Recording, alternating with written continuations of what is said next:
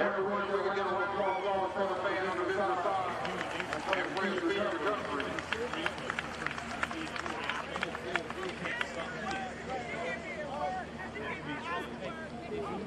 Now continue with your round of applause for the WWF Red Sound as they perform legendary voices sing and the Atlanta Lamper.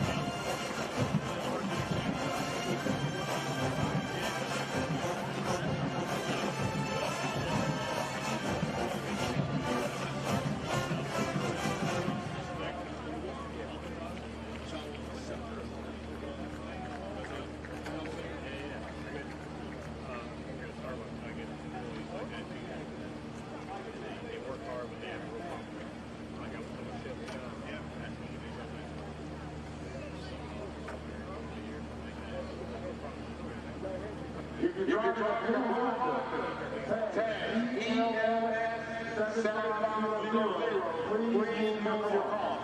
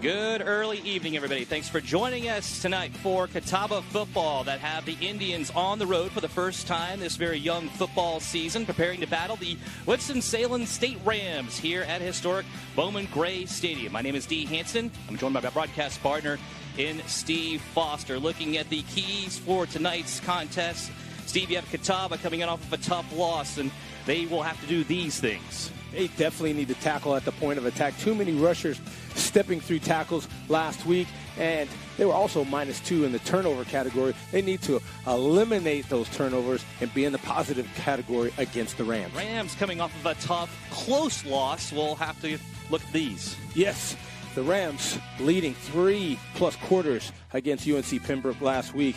They'll need to win the line of scrimmage to make a complete game of it. And also, dynamic sophomore quarterback Dominique Graves needs to not throw interceptions because he definitely knows how to throw touchdowns. It's a guy that he could be looking at, though, and this is the key player here for Catawba. Chris Pates, the defensive back and senior from Atlanta, had 4 pass breakups and multiple open field tackles. He will have to lead this Catawba defense today. And the aforementioned sophomore, here's Graves. Dominique Graves electrifying. 3 touchdowns but 2 interceptions. He'll need to have a complete game to win for the Rams. Series Catawba leading at 5-1, coming into the 7th game of it. We'll see if they can make it 6-1 against Winston-Salem State and the Rams. You're watching Catawba College Football. College is waiting. Are you ready?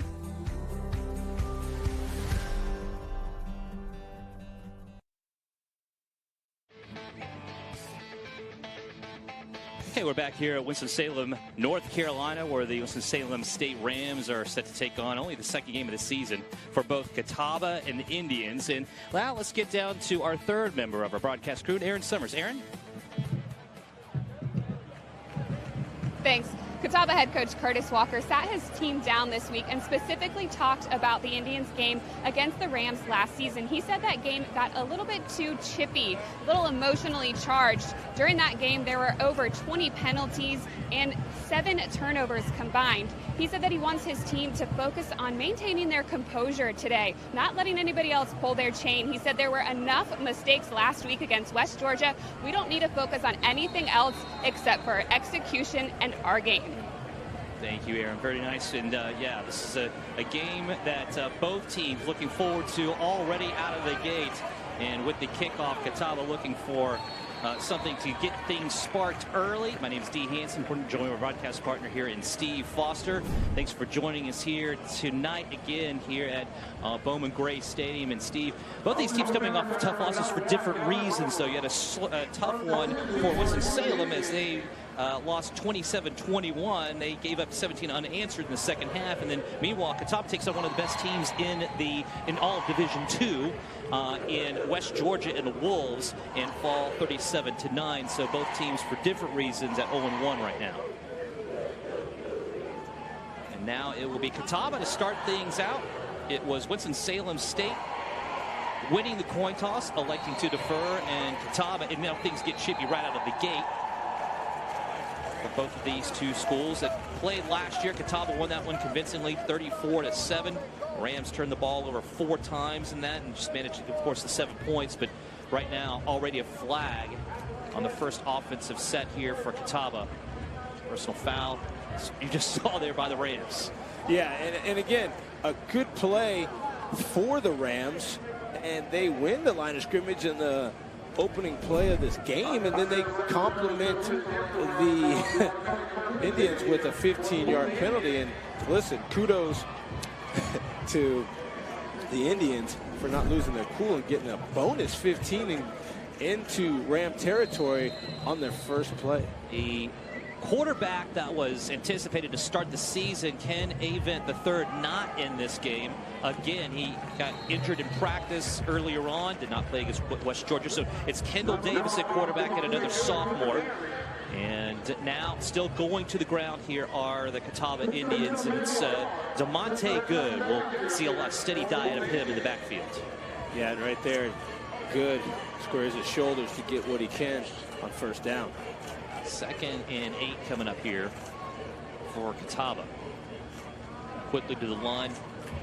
And Will Sweeper will be another aspect of the offense that the Indians are hoping to get more involved in this game. Only 1 catch last week. He's a preseason all-sack.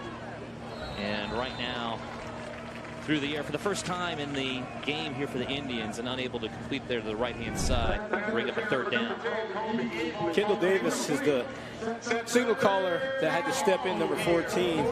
He also a sophomore and trying to just get more reps throughout the week to get that comfortable feeling with some of these receivers. And right there, a good choice, but still the execution, as mentioned earlier, is what's really going to carry this Indians team. Good size with these receivers, by the way. That was Colby Easley, unable to hold on to it. 6'2", 190, the junior. Now you have the 4 wide out set. And Davis flushed out, will run with it. Smacked hard out of bounds. That will get a chorus of cheers here from the homestanding Rams. But a nice run there by the quarterback.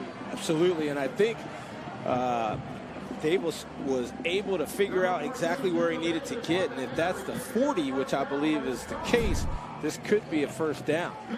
That was It's not. Andre Blevins, senior, was smacking him down there, and that will be shy of a first down, though, by a yard. And so punting unit out, kind of no man's land at the 40. And Catawba unable to get things going quite yet. Clayton Kreil with the punt.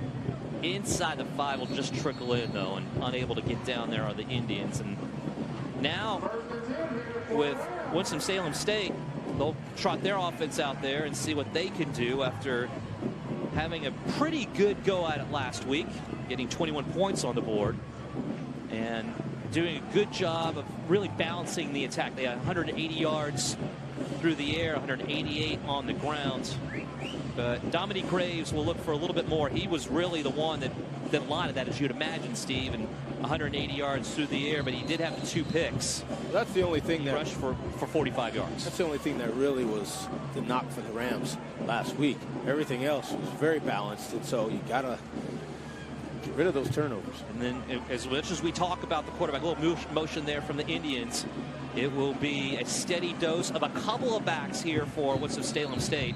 And right out of the gate, it will be the senior, Pharrell Murchison. Now he's at 228, and he rushed for almost 6,000 yards in high school. He comes into this one with 109 yards already under his belt. And really one of the better stories also here for the Rams. Well, again, you need that balance, and that's what the Rams had last week. Less the turnovers, and they'll have a good opportunity. Graves again out of that shotgun, and it's going to be a lot of Murchison a lot of the time, and he doesn't get much there.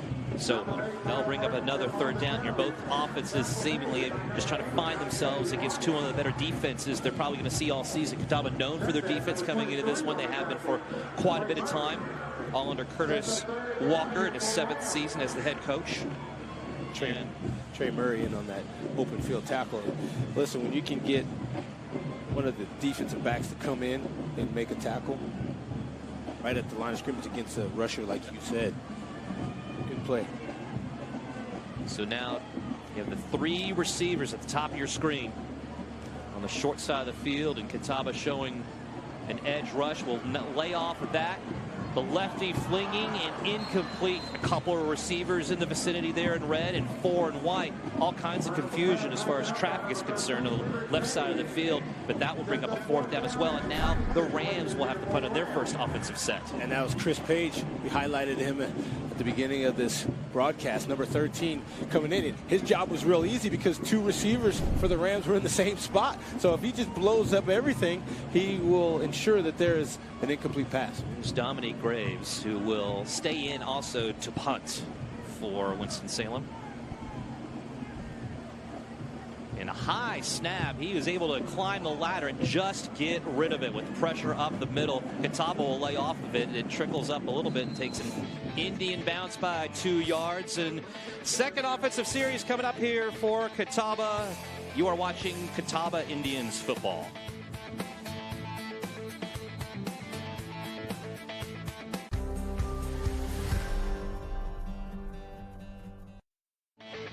Okay, we're back here at the Bowman Gray Stadium. I said historic before, and the reason that opened in 1938, and you can see a lot from the stands that there's not been a lot changed of that facility. The first game actually played on this field, Duke against Wake Forest. Right now it's Catawba and Winston-Salem State. The Indians joined by Steve Foster, and Catawba with their second offensive set. Having a tough time getting things on the ground. We knew that both of these teams, Steve, were going to try to do things on the ground with a couple of backs at their disposal. And right now, Catawba getting tripped up, literally. Yeah, absolutely, and a good pressure from the Rams as, again, winning the line of scrimmage using a multitude of different players. That's a linebacker, defensive back coming in and stopping the run, being versatile in this defense. Now Shylon Thomas, who's listed as, of course, as a wideout. In fact, he had probably the best game receiving last week with 3 catches for 83 yards and a touchdown. Now trying to get him on the ground here. The ball is loose. The Catawba gets on top of it. They do. Kendall Davis a little loose with that thread. Fell out. Well, the ball was kept low around his waist, but also he was hit by his own running back attempting to block there. And Najee Bryant trying to block the aforementioned player from the Rams. And so when number 3 was getting blocked, he also wound up having the ball get dislodged from Kendall Davis. Now 3rd and long at their own 30 here for Catawba. I'm going to start here for one offensive set. How can they redeem themselves here with a quick slant inside?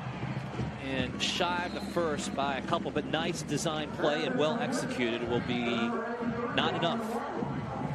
Well, you like to see the execution. If you had had a couple more plays, and remember, as the previous play went for minus yardage because of disruption by the Rams, Catawba did not get a chance to get to the first down marker.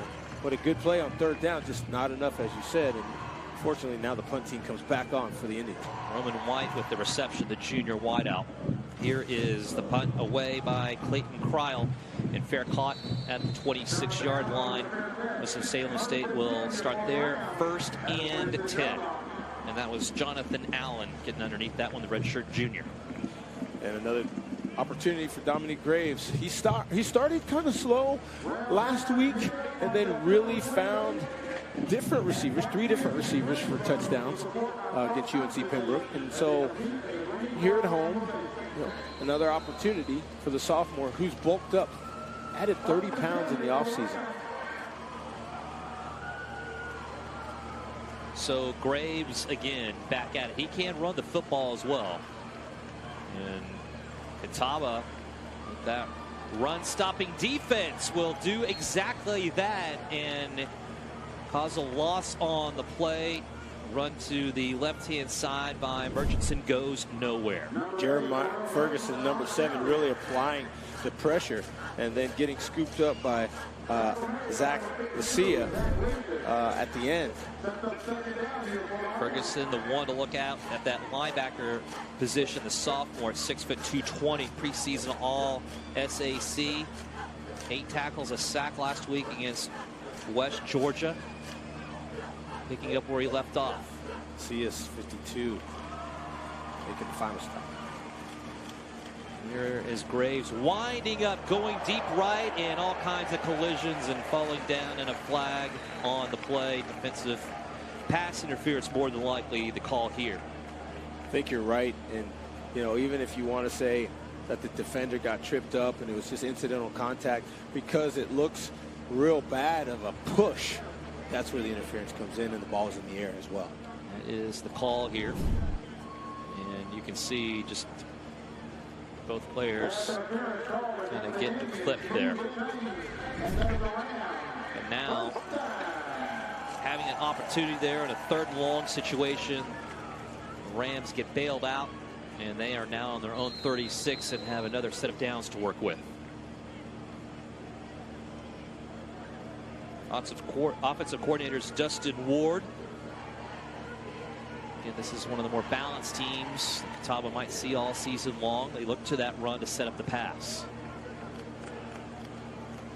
Here is Graves again on the play action this time, and now he'll go deep again. Boy, did he load up, and he will be throwing that one just a little bit farther than he wanted to.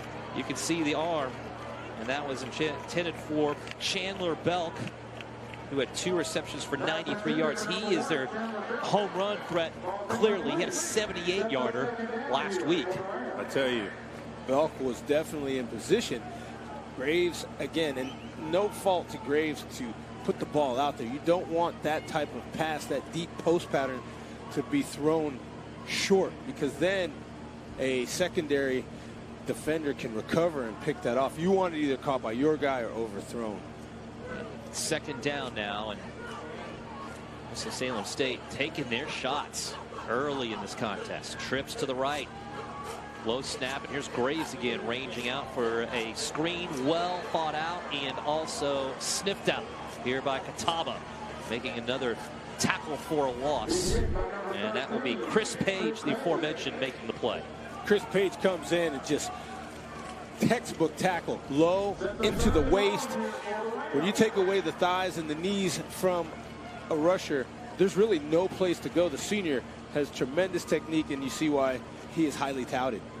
Making plays on the runs here also, Steve. He had 4 pass breakups last week, and that's what he's obviously known for. But now he's showing his face here on the run stops. Solid tackler in the open field. 3rd and a while. Here comes the pressure, just 4 coming here for the Indians, but Graves will now run with it. Instead, break it back inside, stays on his feet somehow, and nearly gets a 1st down, but he's a little bit shy there by, looks like 3 yards. Tell you what, Dominique Graves is an exciting quarterback, and as mentioned, he added 30 pounds to his frame so that, you know, he would be able to make moves and dart in and break tackles, and you see that. He's much like a Russell Wilson, though. He's not going to run for the sake of running many times. He's only averaging 4.4 yards per carry. He's going to look for the pass first, but they will put him in positions at times as well. Absolutely. And Graves doing it all here. He punts it away. It's a low line driver, though, and looks like Catawba will have a chance, but not going to happen this time. The special teams getting the job done. The Rams, it's a defensive battle early here at Winston-Salem, North Carolina. You're watching Catawba College football. Are you ready?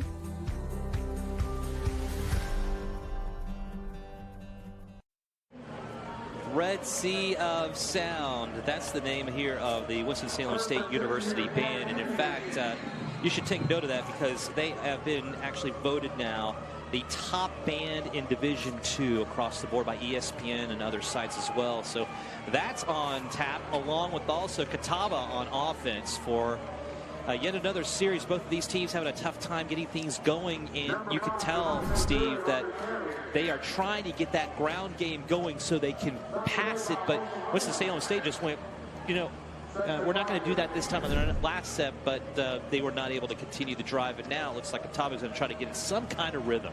Got to get in rhythm. So all kinds of motion on that last play, but the confusion does not do anything to the Rams defense. And running left does not yield a thing there for good, and that will bring up a 3rd down. Yes, and a good push up front. Braxton King swallowing it up good, but Good got a couple of yards, and now it's 3rd and very manageable. Long 2, maybe 3 yards. Let's throw it down to Aaron Summers.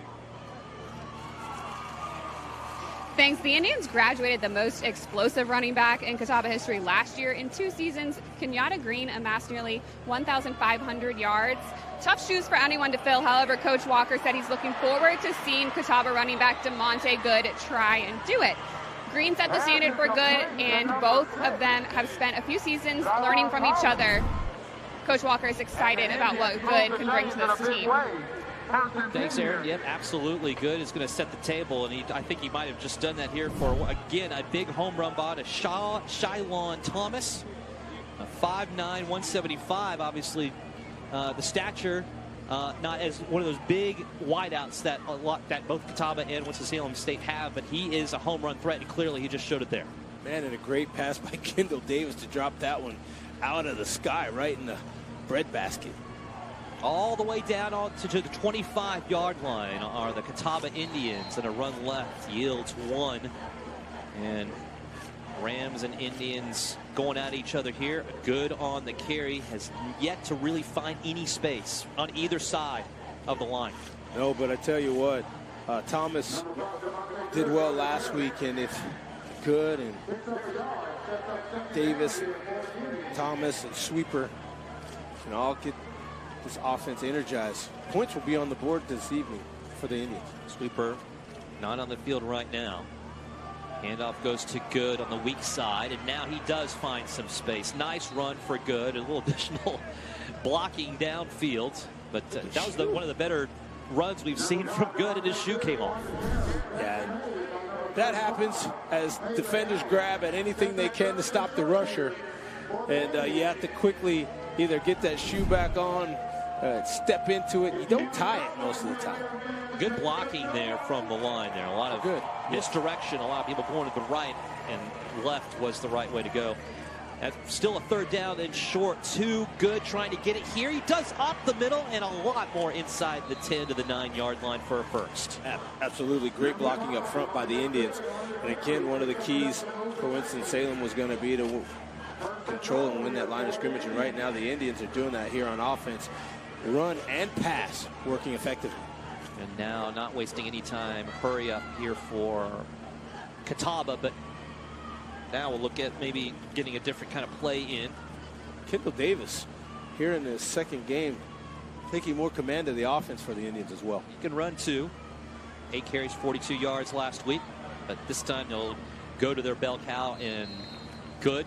He nears himself over to the 5-yard line. It's kind of fun running, inside running, when you know that you're close to the goal line, D, because you have that chance to score 6 points, and, you know, your offensive line is behind you. You've made this a very nice drive that started at the 26-yard line for Catawba, and they've got it all the way down to the 5 of the Rams. Close to the 3-minute mark in the first quarter of play. And top of your screen, Roman White, the lone receiver. Good now shuffling around in the backfield under center. Davis will hand it off right inside, fighting the edge is Good, but lowering that left shoulder gets him nowhere. Gang tackled at the 5, no gain on the play. And it'll be one more shot here at the goal.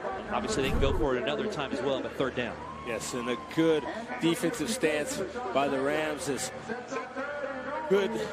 Attempts to bounce the ball out to the right side, and that's the right thing to do. That's Darius Skinner, number 2, the safety, getting in there first. He is a All-American from last year and Defensive Player of the Year in the CIAA 2018. Showing why there. Third down. Out of the shotgun is Davis. Looking left for the pass, does to the corner of the end zone, and a touchdown. Catawba on the board first, setting it up with a couple of runs, and the lob pass is perfect.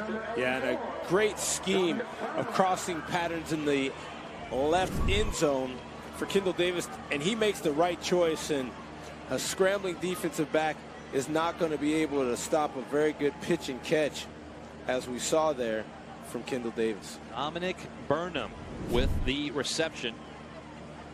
The freshman with the catch from 5 yards out.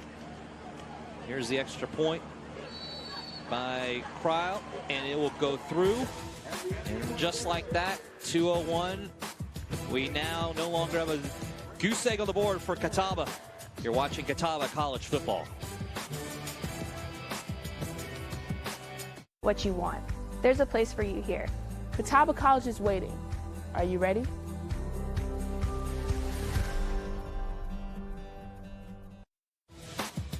Catawba Indians starting their 100th season of football, and they did so with a loss, but now looking quite nice here on the road.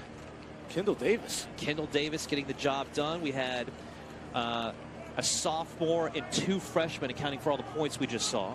Davis, the sophomore, connecting with the freshman Dominic Burnham, and then you had who's kicking it off right now as well, Clayton Cryle with the extra points, the freshman. Here is the kickoff now, and Winston-Salem State will be receiving it, and they're all Reds. Nice pickup and return just past the 20-yard line here. The Rams trying to get back in business.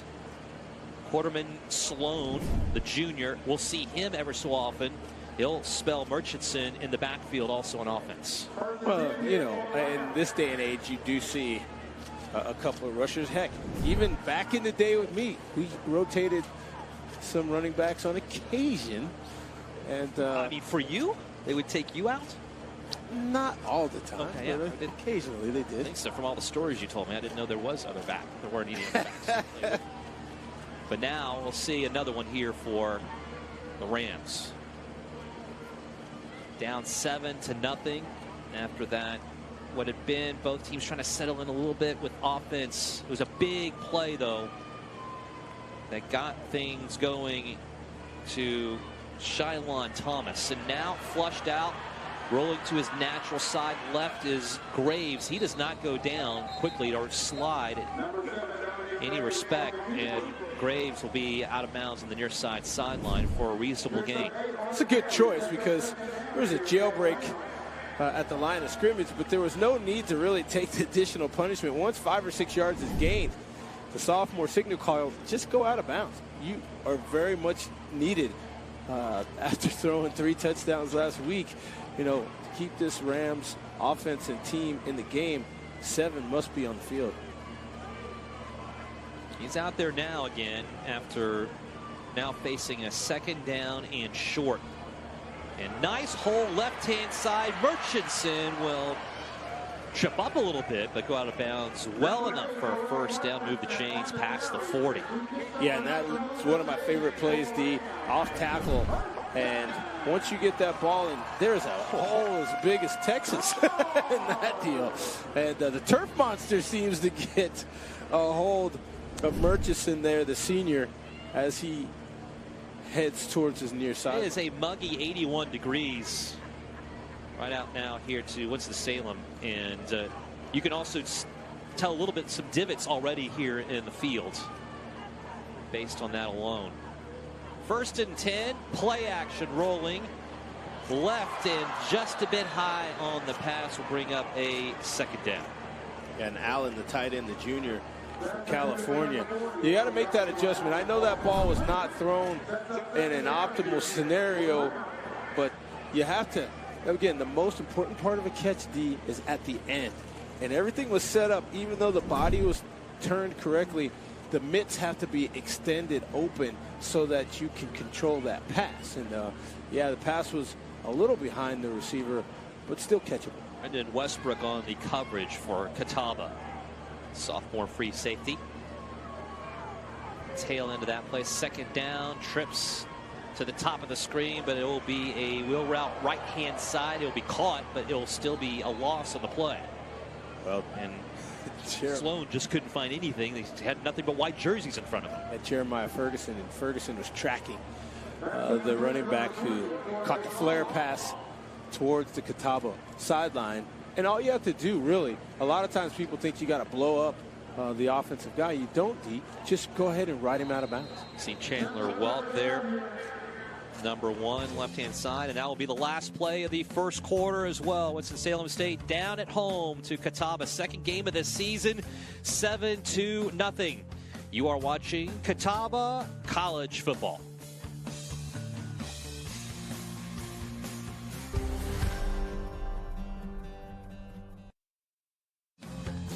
WSU Rams with the ball, but trailing here at home to the Catawba Indians 7-0. D. Hanson joined by Steve Foster. Just starting out the 2nd quarter of play here at Bowman Gary Stadium. Thanks for joining us here tonight. And the Rams now will flip sides, going left to right in all red here, and about to get underway with this play. Here with Graves about to do so, and a flag on it, and already a procedure penalty here against the Rams. Let's throw it down to the sideline to Aaron Summers. Incredible story here tonight. Rams running back Pharrell Murchison missed the entire 2018 season after having surgery for testicular cancer in August. After surgery, Murchison made 8 trips back and forth from his hometown of Elizabethtown to Duke Hospital for treatments. That's why he chose to switch from number 29 to number 8 this season. The running back worked extremely hard in the offseason, putting back on 30 pounds that he had lost due to chemotherapy. Last week, after Murchison broke away for a 61-yard run, he was met by Coach Massey, who gave him a big hug and said, "Welcome back." That's a huge story there. Thank you, Aaron, there for Pharrell Murchison, and now going deep on for their own Rams and their deep man, Belk, and he stayed in bounds. Yep, he did, and tried to make a little bit more, which he did out of a huge gain already. The Rams nearing the 20-yard line for both of these offenses, getting things done deep through the air. Yes, and not only was that great execution at the end of the catch, then the ability to switch arms to get more yardage, to stiff arm the defender in the secondary was very impressive. Point here now, the Rams working with a little more than they had been in the last few offensive series, but Catawba rising to the occasion, able to stop that particular run from doing anything. Sloan had nowhere to go, swallowed up. Yeah, and this is a great slugfest opportunity for both of these teams. And it's a great football matchup this evening, D. Hansen, as teams punch, counterpunch, point, counterpoint. And I'm interested to see how this game unfolds throughout 4 quarters. That was Kendrick Holt, the freshman running back, with the carry. Not able to find any room up the middle. Now they'll bring up a 2nd down and around 13 to go. Once again, trying something up the middle. The Rams not giving up on that. Another helmet coming off. It's the 2nd time I've seen that in this game so far. And that was Murchison with the carry, and he does get some positive yardage out of it. Bring up a 3rd down. Listen, a tremendous story. Thanks, Aaron, for filling us in about Pharrell Murchison. You know, if you put the PH in the front of there, we got some music to go around as well. That's true also. Talk about talent. Yes. Just starting out again the 2nd quarter. And the Rams knocking on the door, but a 3rd and 9 staring them in the face against this tough Indian defense. Belk on the bottom of your screen. Graves now looking left, now middle, and throw it in just a bit behind the receiver, but caught. Be shy the 1st down by a couple. And that will bring up a 4th down. We'll see what the Rams do. Indians sitting in zone, trying to cover the entire field and too deep with the safety staying back so nobody can get deep, as we saw with Belk. And right there, number 7, Jeremiah Ferguson, comes up in coverage from his linebacker position. It's 4th down, D. 4th and 4, but I don't see that. They're not going to kick a field goal. Cameron Williams was the one that received that last pass, the senior wideout. So now quickly are the Rams to the line, and a timeout looks like taken, and/or yep, just before. I think maybe the clock was about to run out there for the play clock. 12-13 left here in the 2nd quarter of play, and got to get all your ducks in a row on this 4th down. Well, absolutely. If you're going to roll the dice here in the red zone, 16 feet is not, a quarterback sneak. It's going to be a play that needs to be executed. Absolutely. Well, they're going to get things figured out here for the Rams. You're watching Catawba College Football. Okay, we'll go ahead and keep it here with the Indians up 7-0, and the Rams, though, trying to figure things out here. Some options. Good contest. Some options. And as you mentioned, Dominic Graves has the ability with that 4.4 yards of rush average. He's got that RPO, that run-pass option. You see a wrinkle there that you have to take into consideration on any particular play. Maybe you spy him with a guy like Jeremiah Ferguson, Here's Belk over on the right-hand side. Going to put him on an island. Meanwhile, Sloan to the left out of the shotgun here with Graves. And then you got 3 receivers at the top. Confusion. All kinds. Defense. Catawba showing a run blitz and then laying off. Only 4 coming through to Belk. He has it at the 7. And I think he's finally brought down there. And a little late sling down. I don't know if we heard any kind of whistle, though. So Catawba was playing through the play. We'll see where they mark this as well. But no flag thrown on this one, Steve. No. And his knee was down. Yeah, his knee was down. And again, the officiating crew needs to blow the whistle. Belk, the senior receiver, definitely polished in his route running. That's that Jerry Rice slant. 7 yards and then right into the teeth of a defense. The ball was delivered perfectly for grade. Yeah, and well-disciplined route. Once again, Belk has been the one really powering this drive. Deep man is Murchison out of the eye of the shotgun, and he'll get the handoff right up the middle, and he is just shy of the goal line. Looked like he was going to get it there for a second. A battle of wills, though, will keep him from doing so there with the defense for Catawba, and he's near about the 2 or the 1. Yes, and Murchison just didn't get a chance to lower his pad, so his pad level was high, and the defenders recognized, of course, there was a run coming up the middle on the left side, and so they just all of a sudden corralled the rusher and then threw him on his back. Jumbo package. Interesting. Yeah, you don't see this very often. And now it will be a wild Ram offense with Murchison, but there's motion on both sides and both teams saying the other one moved. This may be procedure, and that'll really make a different type of play call. Yeah, they'll change the package of players out there. Absolutely. Oh, wow. Offside. So against Catawba. Okay, well. Second down. Because the contact made in the middle. Looked like the contact was made by the nose guard by Catawba, and regardless of the movement on the left side for the Rams, the touching of helmets by the defense, that clearly is going to have to be a penalty on it. So same look here with Murchison, and he'll keep it and go straight into the end zone. Touchdown Rams. 1 yard out. Murchison with his first rushing score of the year. And that, again, as we saw, it was heavy jumbo. Not a jumbo package. That's heavy jumbo. Jumbo. Oh, my goodness. There was 2 300-pounders in the backfield along with 228-pound Murchison, and just a lot of red. And Murchison's no joke either. No. Nearly 230 there for him. So just get a good push. Stay low. Keep your pad level low, and you can be effective for 3 feet. Extra point coming up here for the Rams. Pavel Buenaventure. And he, the redshirt sophomore, will kick it through. We are tied at 7, early stages of the second quarter between Winston-Salem State and the Catawba Indians. You're watching Catawba College Football.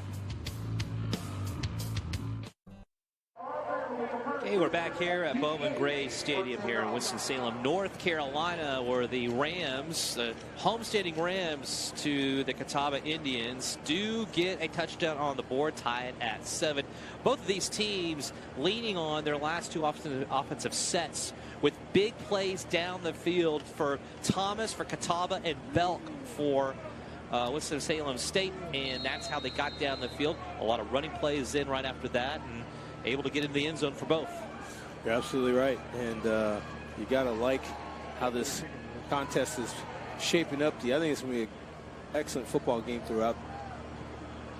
Buenaventure will poke this one right-hand side, short and fielded, then leaping forward near the 40-yard line there for Catawba. And, that's going to be how I think Winston-Salem State's going to be kicking this ball off for the majority of the rest of the game, based on the ability here of the Indians to make some big plays returning the football. That was Dylan Thomas, the tight end, redshirt freshman, 215, 6'4", able to make the play. Good job, both arms covering the ball. You know, you want 5 points of protection to ensure that you don't put that ball on the ground, and just lean forward and get what you can. And really good starting position at the 38. Indians now shaping up. Davis under center this time. Haven't seen him under very much. And it will be a sweep right-hand side to the aforementioned Thomas, who will get upfield a little bit and get a good gain on that play. You got to respect his speed. You do, and even though this play wasn't blocked well, the execution was still good because, as we see, Thomas extends the play towards the sideline and picks up decent yardage on first down, 6 yards. Gavin Rose, the senior at the bottom of the screen, will be blocking upfield this time. As another run play here for Catawba nearly gets them a first down, just shy by a yard. That by Najee Bryant. Got 12 runs for 43 yards. Last week, the sophomore getting some time now with the ball. Bryant does a good job at least to pick up some strong yardage towards the sticks. It's 3rd and 1, and if you can keep Davis under center, you have all kinds of options with the quarterback sneak. Bryant at 5'10", 215 is a load. He gets the call again, but this time he will lose yardage big time by about 3 yards on the play. Several red jerseys in on that stop, and Jalen Wennington, the sophomore DB, the first on the case. Well, here's the thing. You've got a bunch of folks for the Rams, and that was a run blitz, meaning that the Rams brought a couple secondary guys down to stop the run, and because that play took a little bit longer to develop, D. Hansen, there was nowhere for the rusher to go. Leighton Cryle to punt from his own 30-yard line. Set to receive here will be Allen. Just getting it away, and fair catch signaled, and that will be now 1st and 10 at their own around 17-yard line for the Rams, who make a stop after getting a score. Can they build on that? We'll see. You're watching Catawba College Football.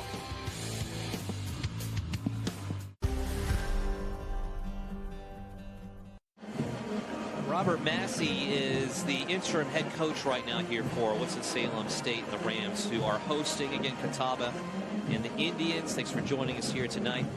The Rams, building off of a score, able to make a stop as well. Now will get their offense back out in the field. But Coach Massey has to be happy with the way his team was able to turn things around after getting down early 7-0. Played 10 seasons in the NFL, though. Was with the Saints. It was all rookie team, 1989. Pro Bowler 92 with the Cardinals. He knows how to get the job done on the field. And it looks as though right now the Rams are honing in on that play action. Here is Dominique Graves dialing it up deep, and it looks like there's an opportunity, and yes, it is going to be an opportunity for a turnover, and the Indians will get it. That ball bounding around and able to find it in the air. Look what I found. Chris Page with the INT. Well, Chris Page, we saw he can tackle.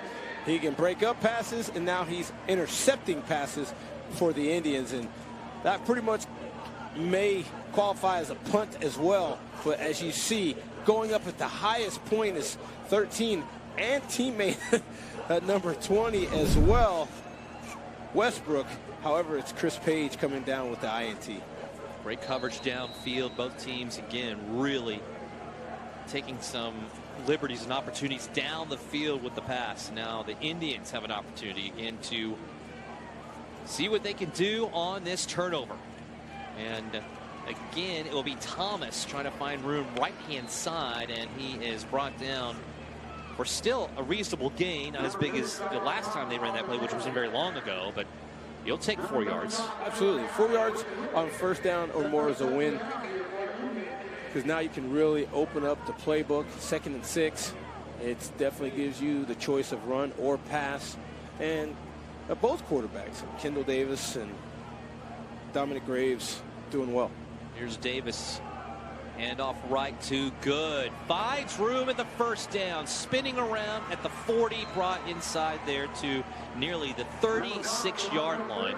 Catawba seems to like that right side of the line. And listen, Good with a great run.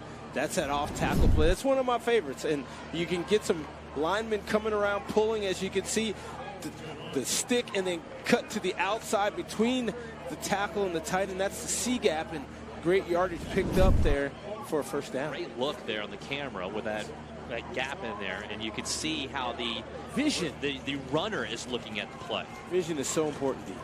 Under center is Davis. And Again with the handoff. There's a flag on the play, and Good with the run will still find some yards to be had, but this might be coming back. We will see. Offsides, no, against the Rams. Complimentary foul. Rams seem to be very convinced it was against.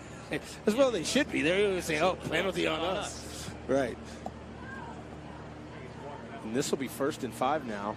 So the ball will be placed about the 30-yard line. We've not 31. seen, again, we brought up Shylon Thomas here for Catawba, but coming into the season is all about Will Sweeper. You can see his offsides there on the right side of the line. But we have not seen a lot of Sweeper at all. Long season. Long season. Sweeper at the top of the screen. Here is the handoff left-hand side this time. Getting a little, not one of the left side of the line to feel like they're not getting enough attention. So they're going to go there. And again, Good is able to find almost 5 yards. And Good just doing a yeoman's job of staying behind your blockers. You don't need to get fancy until the pads start getting hit, and then you make your move. Let's throw it down to the sideline. Aaron Summers. Each week, the Indians coaching staff selects an offensive, defensive, special teams, and overall player of the game. After last week's 39-7 loss to West Georgia, the team decided that nobody on the offensive side of the ball earned that offensive player of the game title. Coach Curtis Walker said he would have given it to Shylon Thomas because he had that one sole touchdown in their game. However, the rest of the coaches outweighed Coach Walker and said they wanted to challenge their offensive players to step up this week and really earned that award. Thanks, Aaron. That says a lot about Coach Walker and what he gives as far as his coaching staff is concerned. And on that last play, you saw Good get the first down. They're going to stay with him, a steady diet. Yep, feed him. And just as on cue, he is able to continue to move this team down the field. But Coach Walker in his 7th season, 39-29, he was the Coach of the Year in 2015. He certainly has now in his 7th season really established himself as a notable coach in the SAC, and right now a play-action rollout. Here's Davis, and he is going to burst up the right side of the field and leap forward for a first down. The smart play. If you can maintain possession, D. Hansen, and move the chains, especially inside the red zone, don't turn the ball over. And why? And again, a long, striding quarterback getting to the edge, making a great decision as well to keep the ball and now have another first down opportunity. Nice pursuit there. Braxton King, number 30, the junior, at 6'2", 240, tracking down the Sprite Davis. Here's a run to Good now, and even though he's hit and popped pretty well, he's able to spin about 3 times and still keep his knees off the ground and gain a few more yards. Yeah, and again, just going off tackle, cutting between 2 great-sized linemen that put their bodies on the defenders, and with the shoulder pads coming, square to the line, that's just a break. We see 5 coming out because you can get replaced by Bryant coming in, number 8, and good quality backs. What do you like about Good? What have you seen so far about his upfield lean, getting those shoulder pads squared to the line of scrimmage, and a great push. Gavin Rose there at the top of the screen. We'll see if he gets a look at it. Now there's a flag on the play. Well, linemen can't go in motion. At least not from a 3-point stance. That I've seen before, or get away with it at least. And with that, though, Good will be able to come back in and Bryant will exit. Sometimes when you start feeling, pretty good with the rushes and you start getting into a nice rhythm, and we spoke about that a little earlier, a running back doesn't want to come out, especially when you're inside the red zone. Zach Mayo, the senior, pulling before the ball had been snapped. It looked like when he went in motion, I was liking that. He's like, well, hey, man, I'm just going in motion. You can't do that from the offensive tackle. 3 receivers to deal with there for Catawba at the bottom of the screen, or at least for Winston-Salem State. But they're going to float right instead to Good, and the ball pops loose. I'm going to say he caught it. No. Incomplete. Got to maintain possession. It's a great pass. That one just dropped in as well. But you got to catch the ball all the way to the ground, and Good. It's hit hard. Yeah, Blevins. Blevins, the one 5-on-5. hit on him. And I'm not talking about basketball. That was collision versus no catch. Good choice, though, by Kendall Davis to find his running back. Fusion here on some substitutions for Catawba. You can tell now they're racing, and I believe the play clock probably getting too low, and they're going to have to take a timeout Makes sense. and get things figured out here. But a well-oiled drive to this point. Good mixture of run and pass. And it looked as though they're really, again, Good has been doing yeoman's work there in the backfield. A lot of runs here, but now going to the air. And we saw that before. The only score on the board for Catawba is a pass from Davis to Berman. And we'll see if they try to do that here. Lull. It's a third down. And try to lull the Rams to think that they might go with the run. Instead, they might play action. And Davis is always very difficult to deal with when he runs the football as well. Picked up the first down with his legs on a rollout pass. And a really good pass to his running back that just unfortunately a better defensive play dislodging the ball from Good on the sidelines. So a lot of options. Catawba coming off of one of the more difficult teams they'll play all season long in West Georgia's 14th in the country, Division II overall. And then we'll travel to take on UNC Pembroke, the Braves, next week. The same team that Winston-Salem State lost to last week. Pembroke was good at the end of the game anyway. And now another flag and a false start here, and you can see the frustration for Catawba as they seem to have everything going for them here, but now it's starting to get mired a little bit in their own mistakes. Well, now, as you said, both sides of the offensive line having penalties. You wanted to run to the right and the left, and now the left and the right have caused penalties for this offense. It's about 3rd and 15 here for Davis and company. Sending for the Rams, lobbing it right, and nobody there. There should be a flag, and there is. Intended for Good. There's several yellow hankies on the ground, and officials are saying yes. You get it. We got it. We got it. And that was a good route out from the backfield again by DeMonte Good.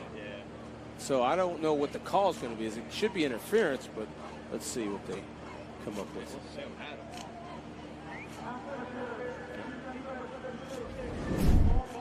So that'll be against Deshaun Taylor, the sophomore linebacker. That's what they're going to say. Interference. Yeah, just really just decleated, misdirected.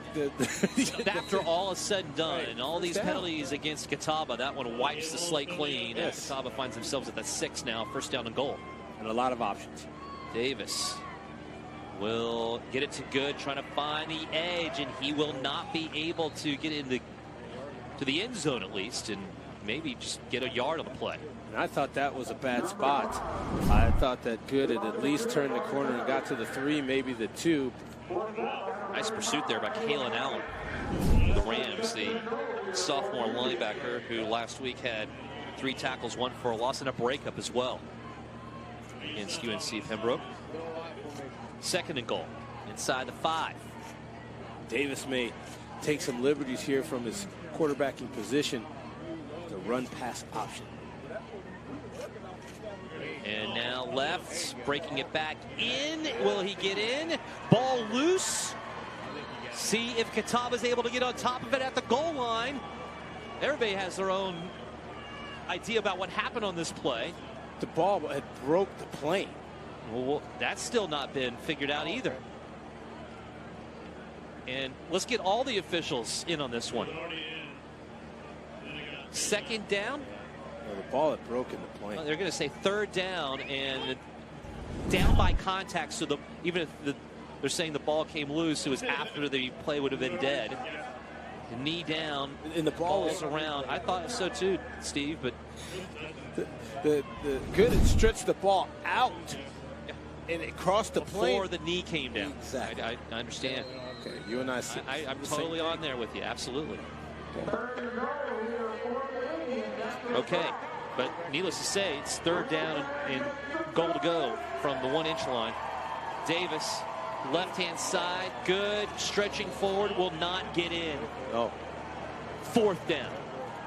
I thought this may have been a Kendall Davis opportunity for a quarterback sneak.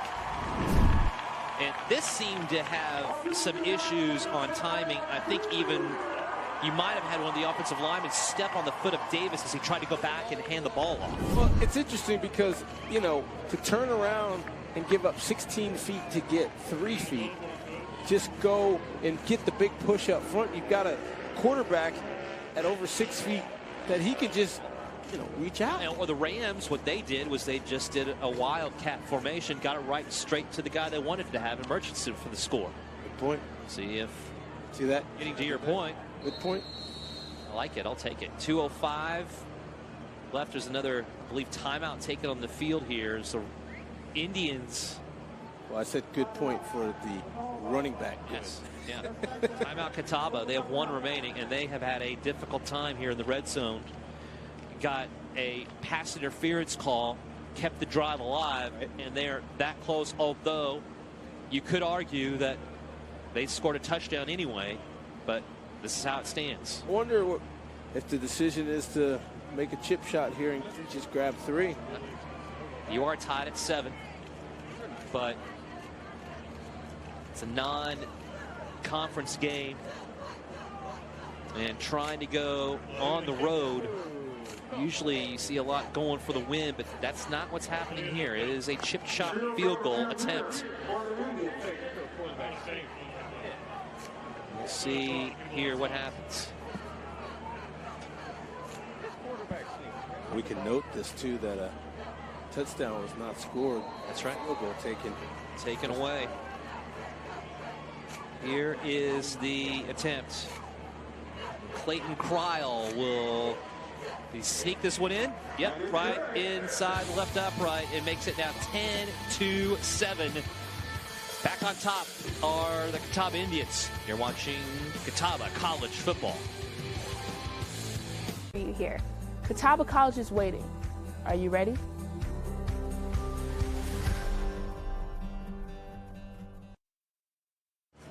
Well, the only turnover of the game, Page INT turns into 3 points, 17-yard field goal. It's about as close as you can get without getting a touchdown in there. Chipped in by Creel, making it 10-7, 2 minutes to go here in the first half of play. D. Hansen joined by Steve Foster. Here as you're watching Catawba College Football, and the Indians retake the lead 10-7 here on the road against the Winston-Salem State Rams. Good to get points off turnovers. So take anything you can get, especially on the road, and go in believing you can get a lead and then hold it through halftime. A strange drive, though. I mean, you had a couple pass interference calls and then a apparent touchdown possibly taken away. Yeah, I didn't like that one, but I could tell. And now here is the kickoff by Creel, the freshman. Launches this one, and it'll be fielded at the 1. Brought right-hand side. Sloan with some space. A little hop in his step. Gets to the 45-yard line. And kickoff returns are an art, not a science. And so you got to get the feel. But I like the fact that as you see the return, D, Sloan makes that one cut, gets a good block, and then scoots upfield, a little hop step. And great return.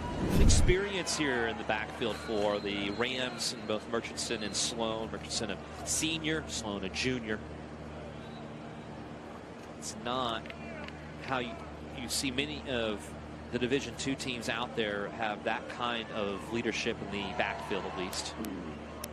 The Indians, good a junior, and Brian a sophomore. Good starting field position. Those are your 4 backs to look out for on both sides.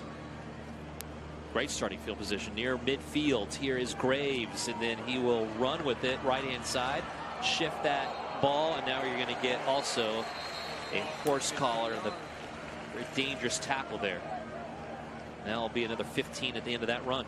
L.J. Melvin coming up trying to get a stop, and as you mentioned, that is dangerous. Grabbing that neck area of the shoulder pads.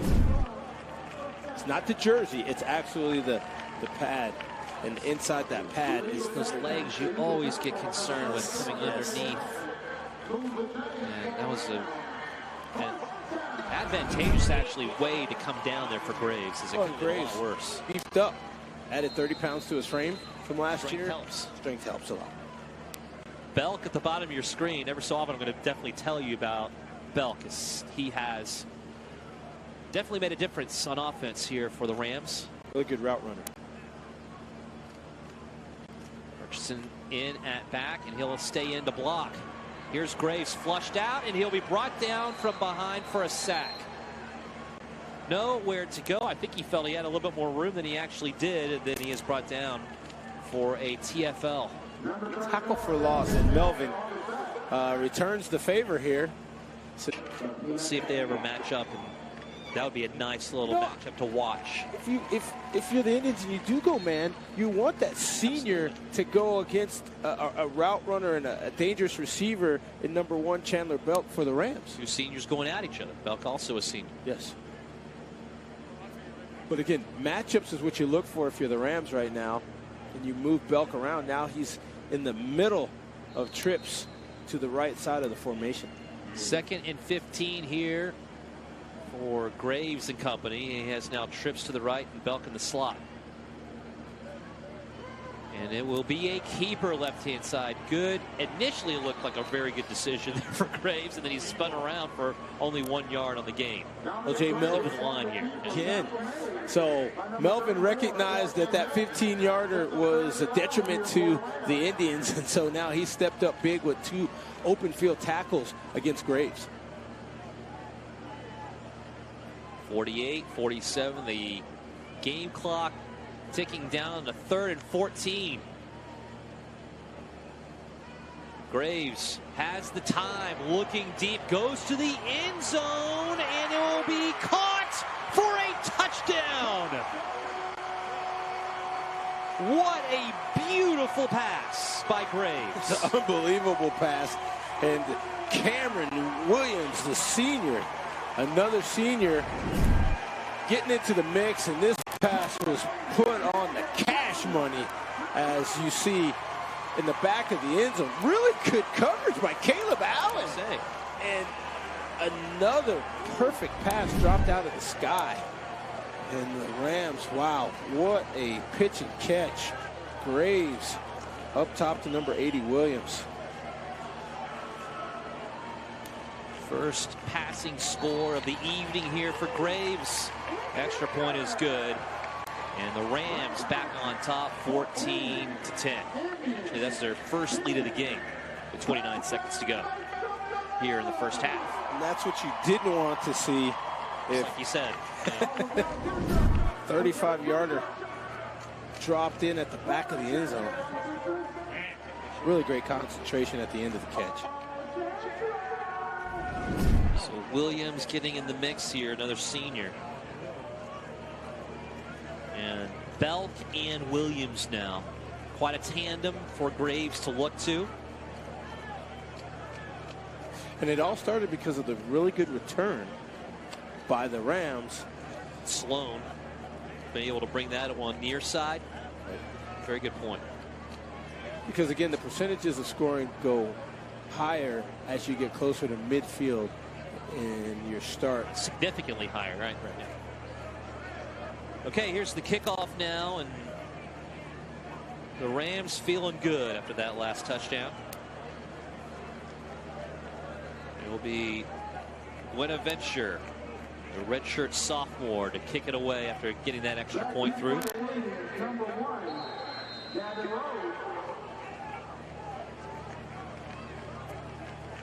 At his own 35. Not much of a lead into this kickoff. And it's going to be a line driver, bobbled around and getting on top of it with no time really coming off. Well-intended kick there. And good. Actually get on top of that with the 40-yard line. And so if the Indians can don't have to sit on this one, maybe they take a shot. Well, if they can get 3 more points and cut into this lead before half, that could be optimal. That might be exactly what Dustin Ward, the offensive coordinator, is trying to figure out right now and tell the Indians offensive group what to do here. And it's not just what you do after maybe you make a big play, but what you do after that happens with only 26 seconds left on the clock. One timeout. Here's Davis.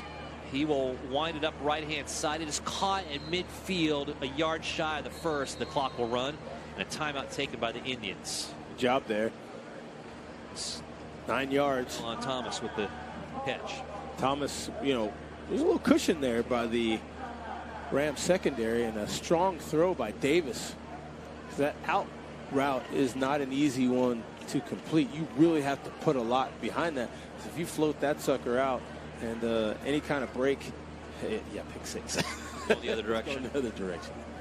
Halftime coming up. We'll go over and recap a little bit of what the first half had in play and what the second half might have in store. Also, Aaron Summers earlier on today able to talk with the director of the Catawba Chiefs Club. Jeff Childress will have that for you as well. 15 seconds left. We'll see what Catawba does with it. Down 14-10 on the road. Both teams trying to not go 0-2 to start out the season. These are strong teams. These are not anticipated. The only nice thing is non-conference games, so you get some great opportunity that won't ding you when it comes to trying to be the conference champ.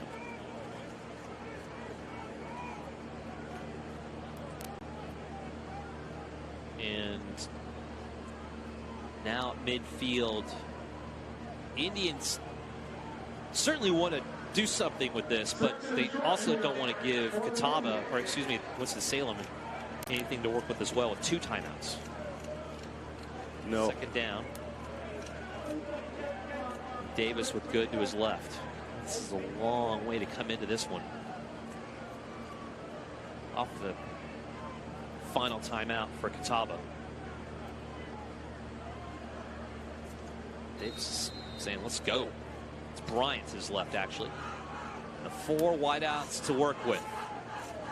4 coming for the Rams. Throw right, caught in, out of bounds. Able to stop the clock at the 39. That's exactly what Catawba wanted to have happen on that particular play, no doubt.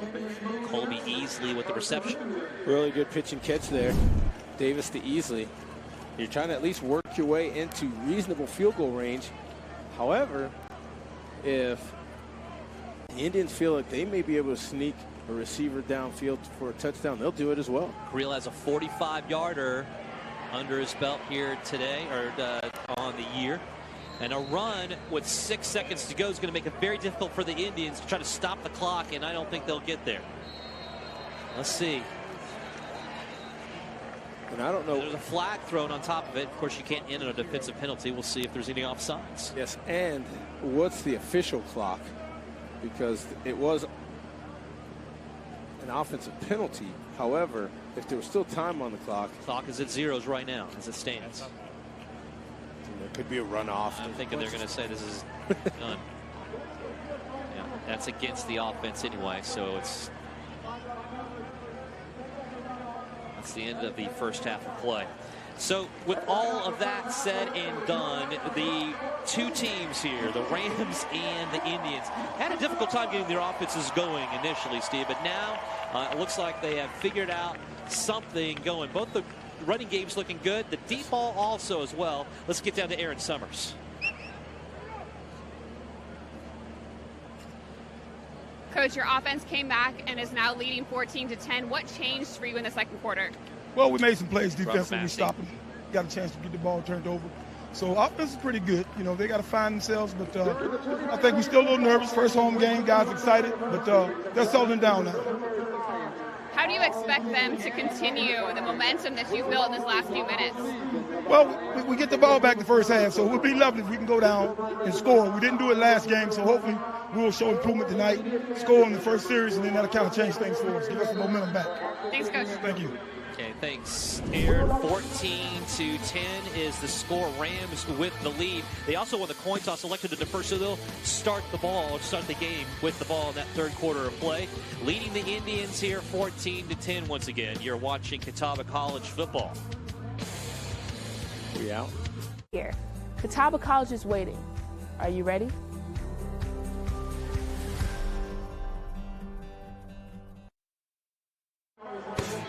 Back here in Winston-Salem, North Carolina. Again, Dee Hanson joined by Steve Foster. Two teams trying not to start the season at 0-2. Catawba and Winston-Salem. We have some first half highlights here, Steve.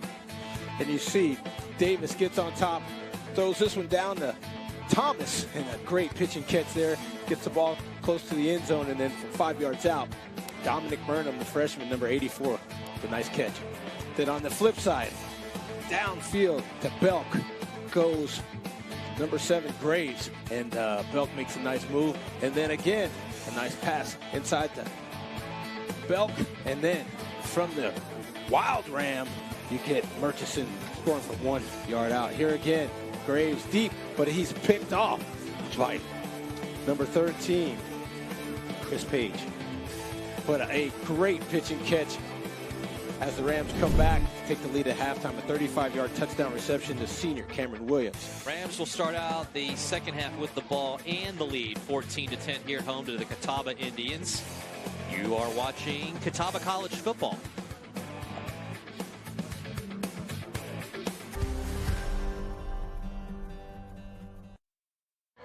Rams have a 4-point lead to take into the third quarter as they host the Catawba Indians 14-10. And will have the ball, as I said before, to start out that second half of play.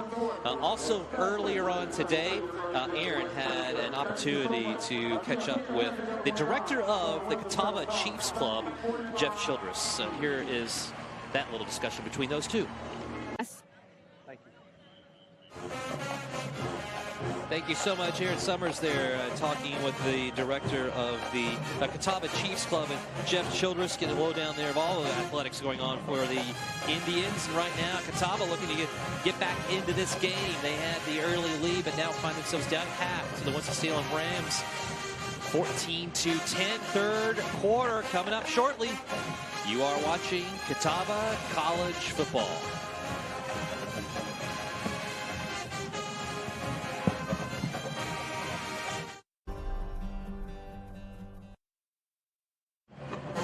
(14-10) Winston-Salem Rams with the 14-10 lead here at home against the Catawba Indians. Dee Hanson joined by Steve Foster. Indians going into this one out of the SAC, the South Atlantic Conference, with a loss, 0-1.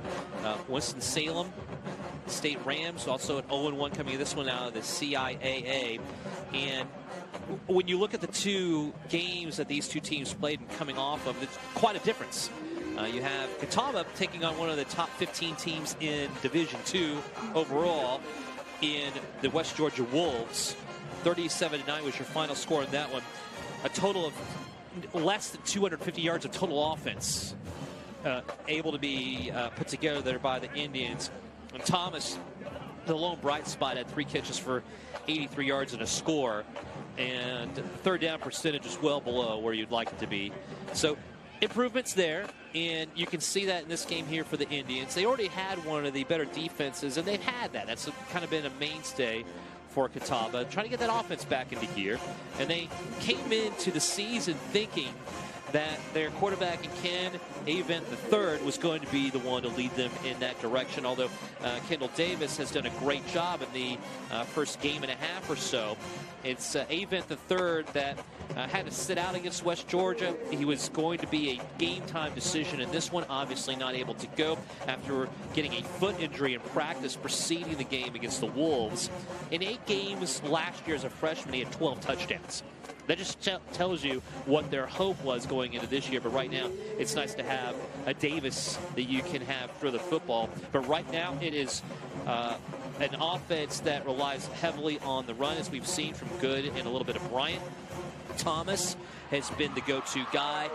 but it's the name of Will Sweeper. We have not seen much at all so far on this season, and I can imagine that the Indians, if they're going to have anything going on offense, he has to be a part of it. You would think so, but again, defenses know how to take one player out of a game, which means that you're then going to have other contributory players make it work for you. So if everyone knew that Will Sweeper was not going to be allowed to wreak havoc against them in 2019, then you have to see guys like Thomas, you have to see guys in the backfield like Good and Bryant be able to move the ball downfield for the Indians, because Will Sweeper, he's not going to be allowed to be that marquee guy, that marquee player for the Indians that does the damage on offense. And now Kendall Davis finding that he can do some damage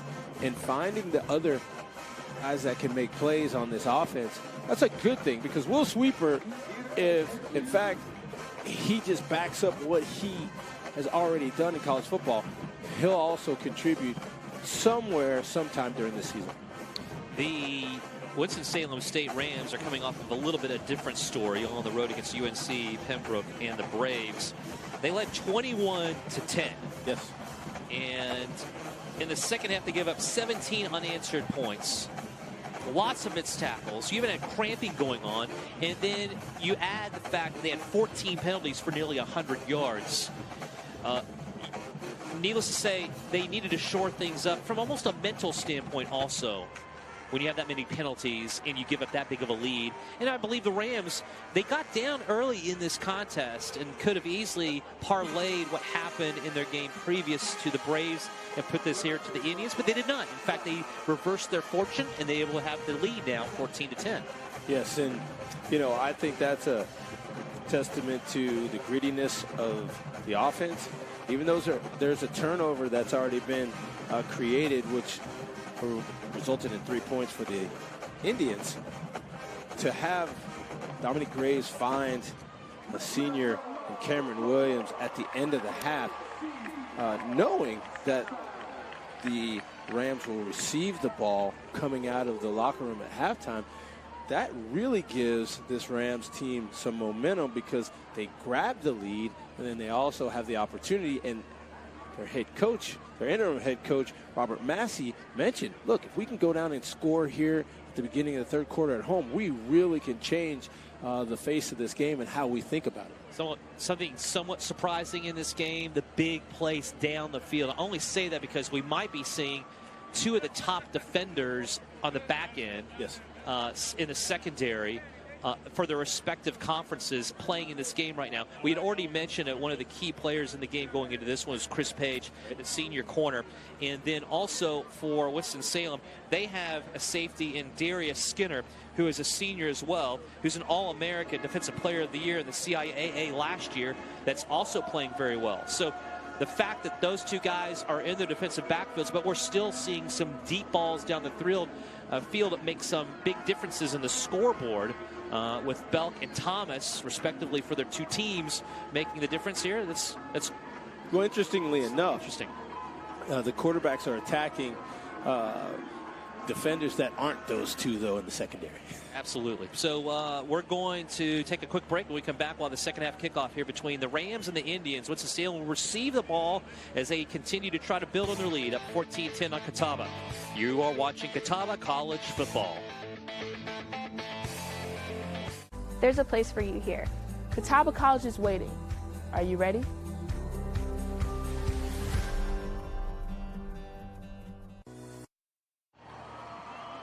About to get things back underway here in Winston-Salem, North Carolina, in the third quarter of play as the Rams get set to take on the Indians here.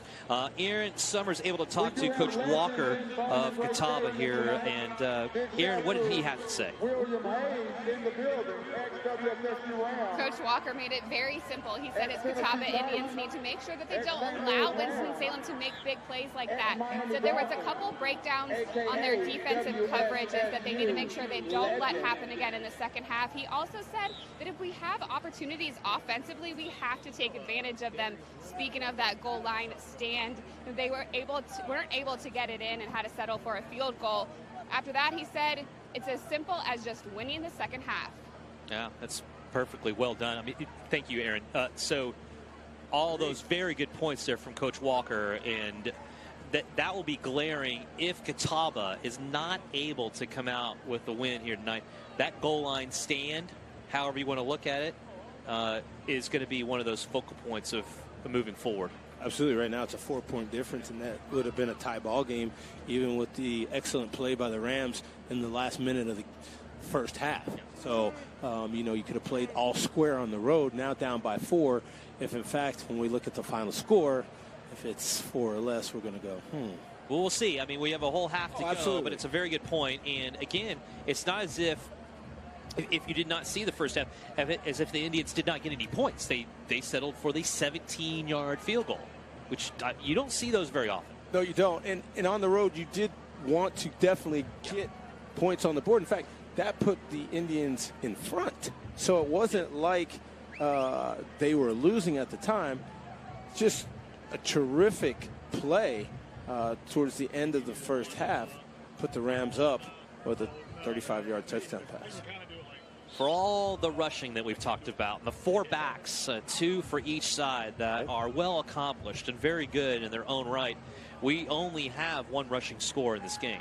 Yes, but the rush has set up absolutely really good pass plays that have gone for touchdowns. It has been a story of getting into a rhythm, running the football for both sides, and the deep ball. We haven't seen a lot of just intermediate passing down the field. And I don't know if these offenses are necessarily built around that. This might be who they are. Well, maybe the quarterbacks. They have the deep threats when you have Thomas and Belk to throw to. Yeah, well, if the quarterbacks realize that they can take advantage of their receivers, then why not? Absolutely. So here we go. It will be Catawba kicking it off as the Rams won the coin toss, elected to defer to start out the game. Creel to do the honors, the freshman from his own 35. Okay, Catawba in their whites. And WSU in their reds. These two teams meeting for the 7th time in this series. Catawba leading it substantially 5-1. And now down 14-10, kicking it away. And here is Sloan, who has had already one really good return in this game. Well, not fair as well. Trying to find room on the right-hand side, and still a reasonable return. And first down and 10 coming up here for the Rams. So in all effects and intents and purposes, -1, because if he would have fair caught the ball at see your net there. Yeah, absolutely. At the 25, but with such a good return in the first half, why not take a chance? Oh, absolutely. When you have that capability. You know, we Dominique Graves again back under center, the sophomore for the Rams. And he'll have Murchison behind him out of the shotgun. Both quarterbacks have played fairly well. Do they still call it the pistol? Should. Still a thing. Here we go. And it will be a handoff right. Murchison burst out like a cannon, but still got hit pretty good. These defenses do that. These front 7 we've seen be able to lay some wood, and this is happening again there, right there. Jeremiah Ferguson, of course.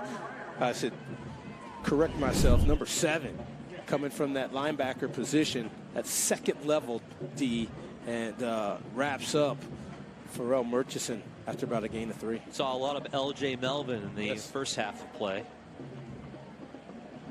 See if it's Jeremiah Ferguson, who is the preseason all-sack first team coming into this season. Handoff Murchison again, and he goes nowhere. Well, you got Ferguson again, 2 for 2. 2 for 2. He's coming out like gangbusters. Well, Ferguson, and I think, Coach Walker being the defensive guy that he is, he was all conference himself multiple years. He is no stranger to solid defense, and that's what he teaches.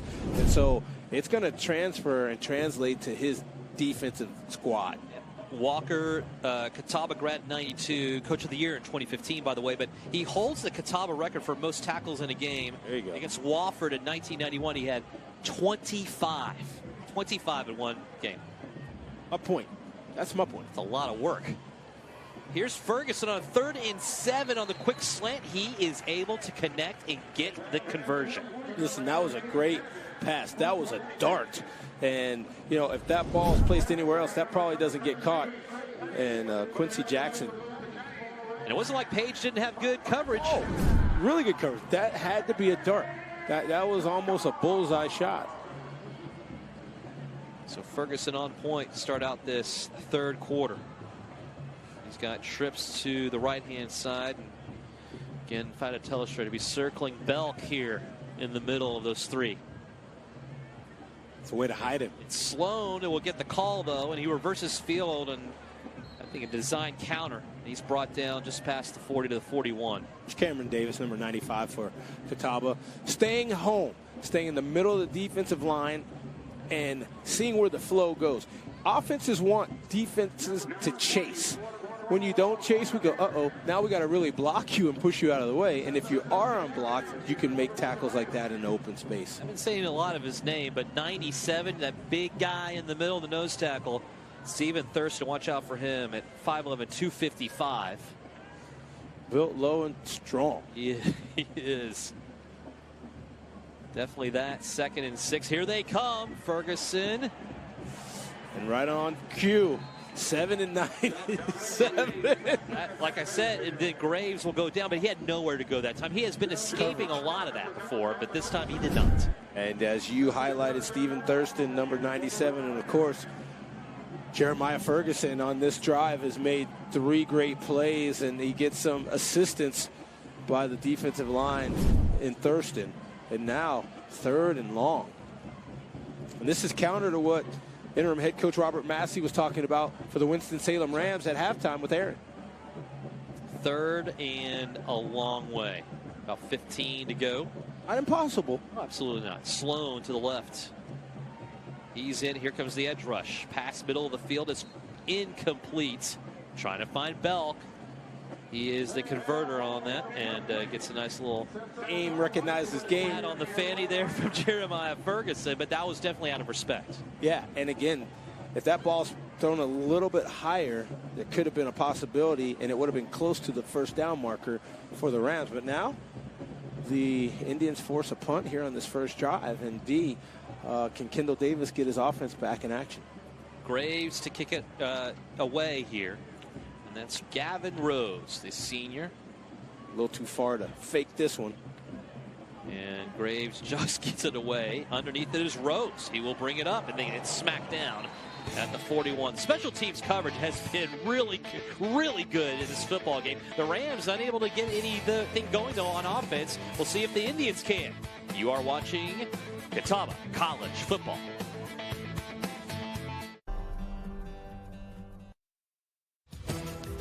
Last time these 2 teams played, Catawba won rather easily, 34-7, and the Rams turned it over 4 times. It's the only turnover in this game so far has been actually registered also by Page against the Rams.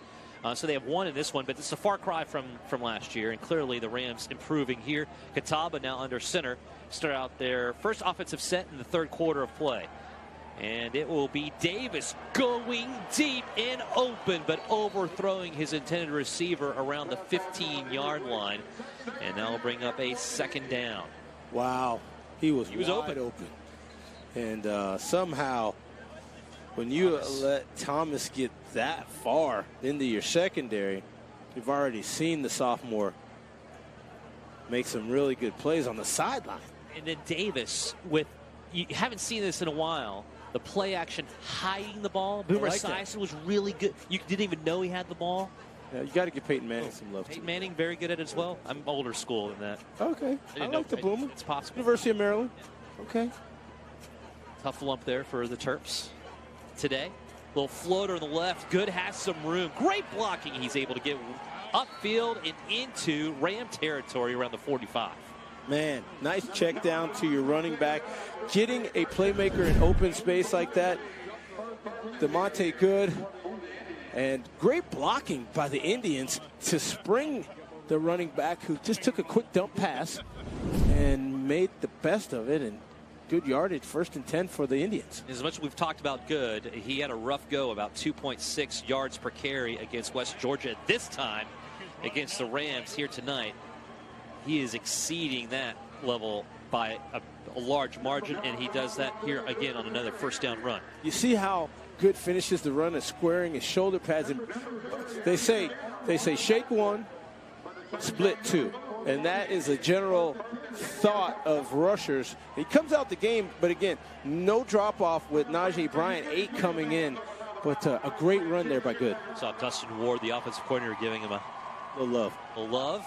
Handoff goes to Bryant now. He tries to find the edge.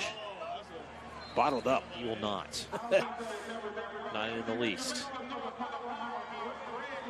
Like, that play looked to be a little more slow developing, too, as it came near side to the Indians. And so, you know, the Rams protecting a 4-point lead and recognizing that the Indians' offense is moving very well. They had to step up, and right there you see the defensive line close. Saw Bryant kind of out of frustration. I guess he saw something he might have been able to get, though, on that last play. Play action rolling out. Davis will get rid of it, and it'll be incomplete. Ball bobbled around and won't be able to be brought in. Well, Omar Baker Jr., number 3 for the Rams, didn't give up on the play. And so even when the ball was seemingly caught, he still fought to break up the pass. And so recognizing that this ball had to be completed all the way to the ground, you see the defensive back fighting to dislodge that ball. And that happened against the freshman Dominic Burnham, who caught the touchdown in the first half. Been quite quiet since then. And now a 3rd and 13 with 9.5, a little less to go. Davis, good pressure. Ball in the middle of the end zone, and it'll be intercepted. It's the All-American. And that is Skinner with the INT. And showing off his wares a little bit too.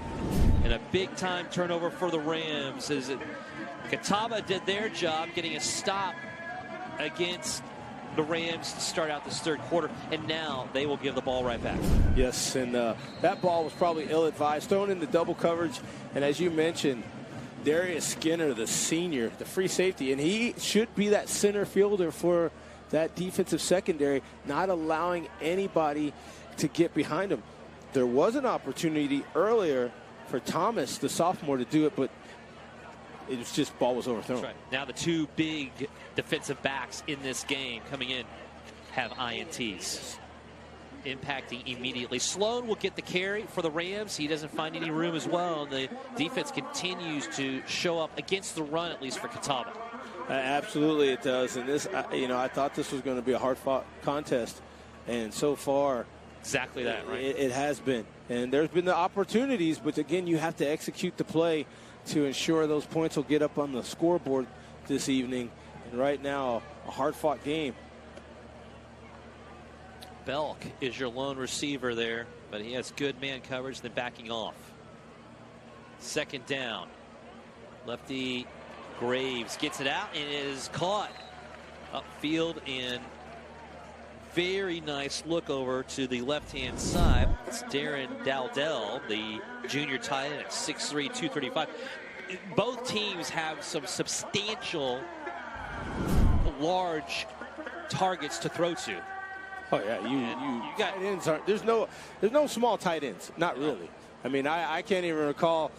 Our tight ends in college were 6'4", 6'5". Needless to say, the tight end has morphed into more of even a wideout. I even remember people like Jimmy Graham trying to get wide receiver money, and don't call me a tight end. Right, Gronkowski. Play action. Here's Graves, hounded, throws on the run, and it will be incomplete. Great coverage. I'm assuming also downfield, along with the pressure. Yes, and Jeremiah Ferguson 7. It's going to be 7-on-7, and that's popular in a lot of states, high school and middle school. But right there, that was going to be a collision as Jeremiah Ferguson chasing Dominique Graves, the sophomore, running him out of bounds. Graves does a great job in getting rid of the ball outside of the pocket, not to take an intentional grounding or lose any yardage on a play. Seeing Graves, even though he does have the wheels to run, again, he is using it to keep plays alive and throw the football, as opposed to a lot of prepared plays for him to run with it. Well, he couldn't have run on that one. Oh, he had no chance on that one, absolutely. 2nd and 10, again another play action. He'll roll left on purpose, design. It will be incomplete, short of his intended receiver, and that'll bring up a 3rd and 10. Yeah, and that was good effort. However, that ball was thrown low, and a couple of Graves passes have been low. We saw Belk's attempt at trying to convert on 3rd down in the last series. The pass was low as well. So if you can keep that ball about a foot higher, I think the Rams receivers may, 1, be appreciative, and 2, be able to complete the pass. Homel Kenyon, junior fullback out of Brooklyn, New York. Brooklyn receiver. Brooklyn's in the house. Oh, they are playing tight here, are the Indians now. Bringing 4. Graves slings it, caught at midfield, all the way left-hand side. Guess who? It's Belk, and only because he gets tripped up. He is short of getting any more yardage than to the 20-yard line, and has something to say about it as well. Big first down there for the Rams. Well, when you have a senior on your offensive squad that can run the routes that Belk does and then catch and then go, he's got all the confidence in the world, playing at home, his senior year, his first game. He's been wanting to play. Everybody wants to play if you're playing football. And Christian Belk, he's just having a Chandler Belk having a blast in secondary. You notice his vision. He was just looking around. He's running as fast as he can, and still has the wherewithal to keep that head on a swivel. Yes. Hand off left-hand side, and Murchison finds room left and gets to the 15-yard line. So now the Rams have the Catawba Indians on their heels. Energized by that Belk reception from Graves, a big gainer. And that pass was it was a tight spiral. Again, that down and slanting in post look or a slant look. And Chandler Belk, Dominique Graves making it work this evening. Murchison again, your deep man here in the shotgun. And again, it's man-to-man press coverage, left-hand side, the ball goes, and good pursuit here for the defense for Catawba. And they make the stop, and this will bring up a 3rd down. Robert Cherry at 6'3", 240. Rolling down the line, making the stop. Running well. And, you know, listen, if Catawba can hold Winston-Salem to a field goal, then it's still a 1-score game. So there are goals within the goals to make things happen here at the beginning of the second half. Something, Steve, that has always really, I think, amazed me too. The level of poise that 2 sophomore quarterbacks that we're seeing here tonight also having. And Graves now doing the honors of driving his team down the field, and a stoppage of play, a timeout taken on the field by the Rams. 3rd quarter, 5:42. Winston-Salem knocking on the door and looking for more. Up 14-10 here against the Indians of Catawba. And now we'll let's go down to Aaron Summers. Aaron?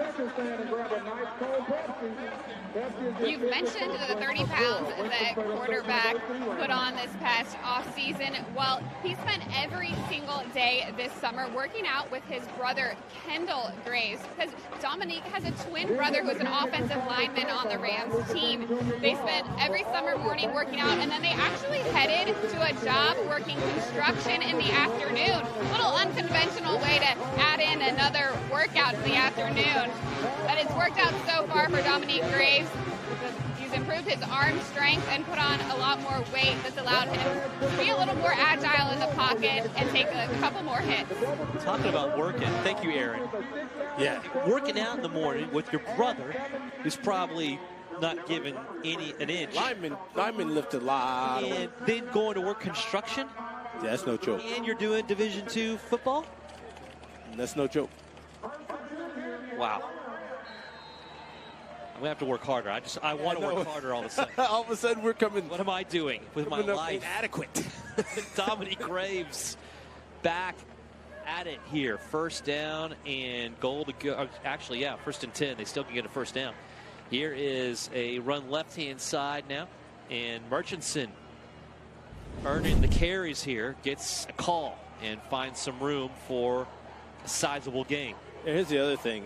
You know, if you're that offense or just the team in general, and you recognize that your quarterback is doing that type of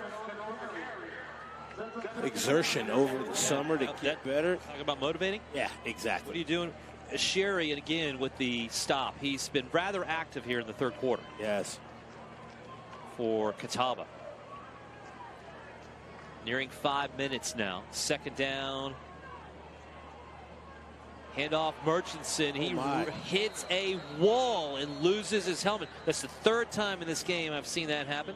Well, here's the thing, too. For safety purposes, when that helmet comes off on it, they should blow the whistle. They should not have to take the running back to the ground, because if that head hits solidly, that could be... It's bad news. Bad news.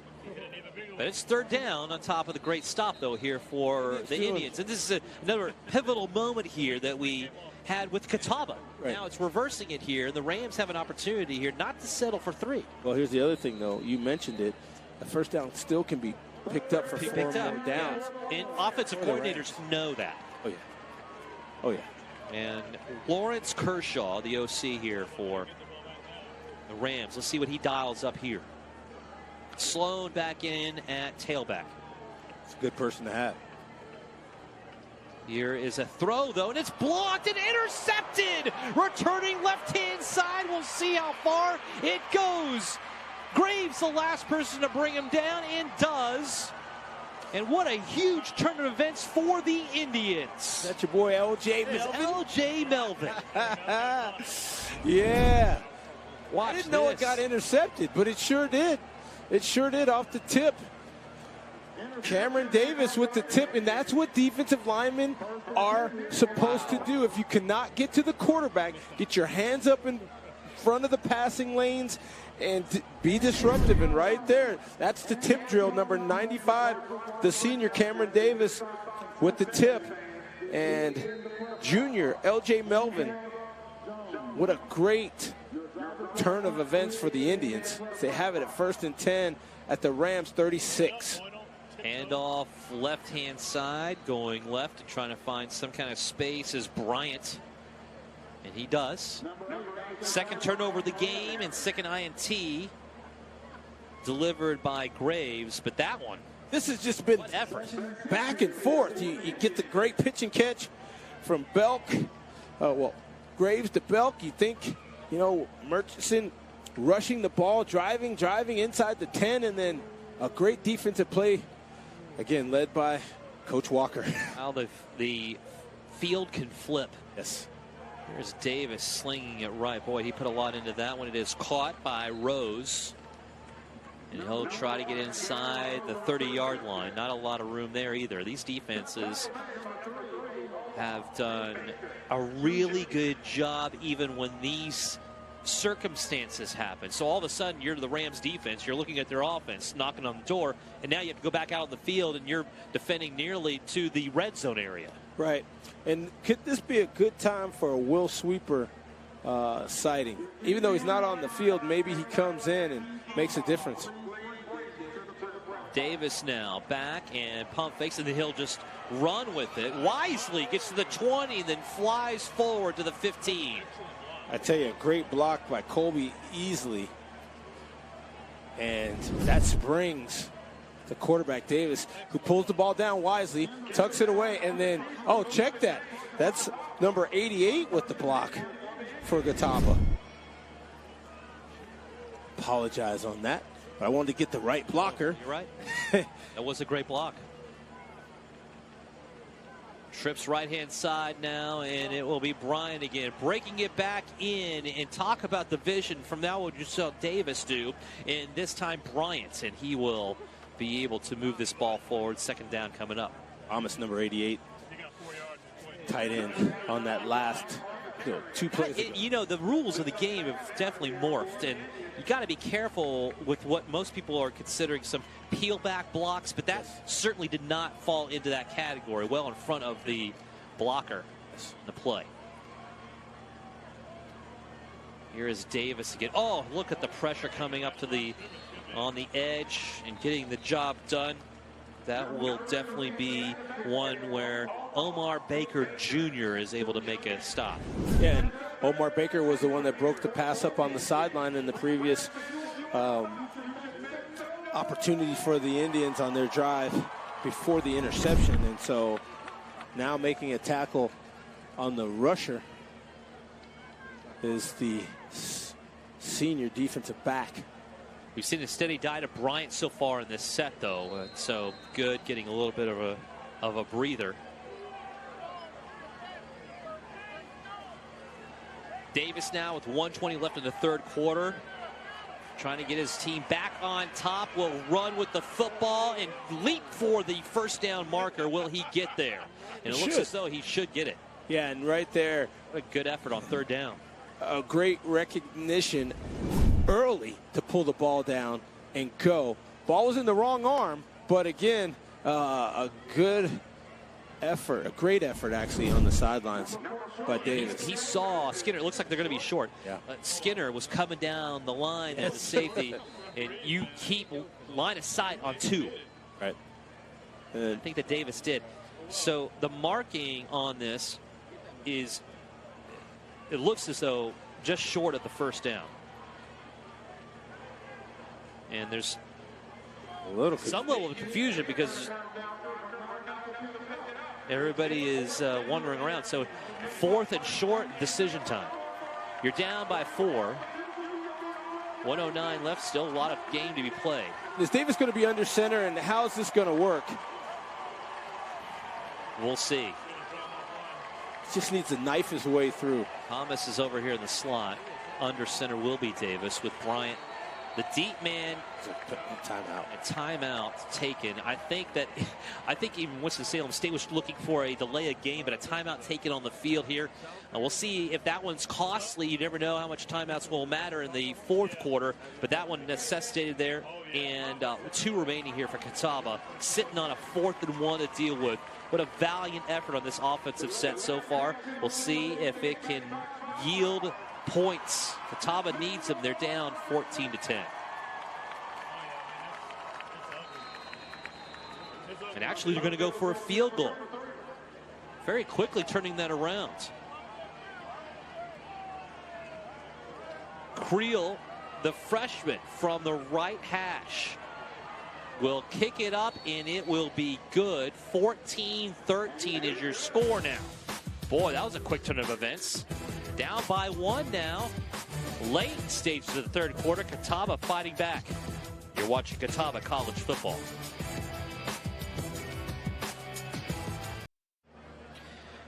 Well, the freshman kicker here for the Catawba Indians getting the job done. He's been called on now a couple of times for short field goals, 17 yards and now 28 yards. And though with his last effort, he's able to get the Indians within 1, 14-13 here on the road against the Winston-Salem Rams. Dee Hanson joined by Steve Foster, also Aaron Summers on the sideline with 36 seconds to go in the third quarter of play. This has been a battle of wills, no doubt, with the defenses doing a really good job, Steve. But when it comes down to it, explosive plays and some interesting calls getting closer to the goal line have been the storyline of this game now. And that one booted by Creel, driving slow, deep back into his own end zone, letting that one go back for a touchback. Well, still third quarter, and I think that Coach Walker believes in his defense. And, you know, but for an exceptional catch at the back of the end zone by Cameron Williams at the end of the first half. Catawba doing a really good job in somehow keeping the Rams between the 20s. Getting points where they can get them here on the road are the Indians. Will it be enough? We'll find out. With still a whole fourth quarter to go, but the Rams looking for more here as well. And Graves will hand it off. Streaming right, Sloan bursts out and gets an easy first down, a little bit more near the 40. A good run off the right side of the line. That's just an inside handoff and a good read. And well, tell me more about that. I mean, you see a bit of a hole. You know you have to sprint through that. I think that's what he saw, right? Oh, that's energizing. Yeah, you see that your blockers have walled off the defense, I don't care. You know, the great Gale Sayers said, just give me 18 inches of daylight. And that's really all you need. Well, it looks like Sloan definitely got it there. First down and 10. And hand off to Sloan again. Good cut. Get him around 5 yards. Even with the slip. That is the end of the third quarter as well. It's a close one here on the road for Catawba. The Indians down 14-13, though, as we roll on to the fourth quarter. You are watching Catawba College Football. Are you ready?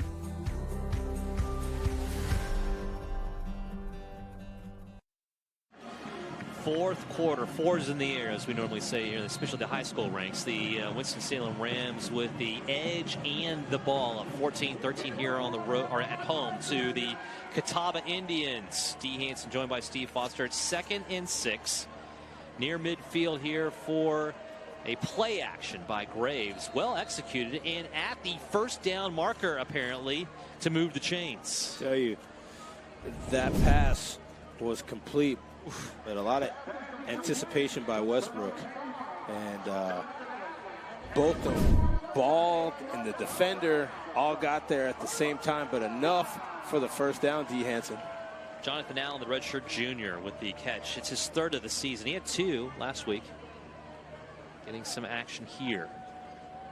But it has been the Chandler Belk show for the most part. We've seen Murchison and Sloan really changed things up in the backfield, but Belk has been the biggest hurdle here, and he might get the call here. Nope, they're going to float it right in, incomplete, wide open at the 30, and overthrow his intended receiver is Graves. Yes, but Graves had some pressure in his face, and most of the time you don't leave your feet, but here Cameron Smith, number 95 for the Indians, leaves his feet and may have had Dominic Graves sail this pass, because as you mentioned, D. Hanson, there was a receiver deep into the secondary and open, and that pass just missed. But Cameron, again, Davis, number 95, could have altered that toss just enough. Yeah, I don't want to be too redundant here, but again, another big defensive or tight end, junior 6'4", El Joshua Allen, the intended receiver.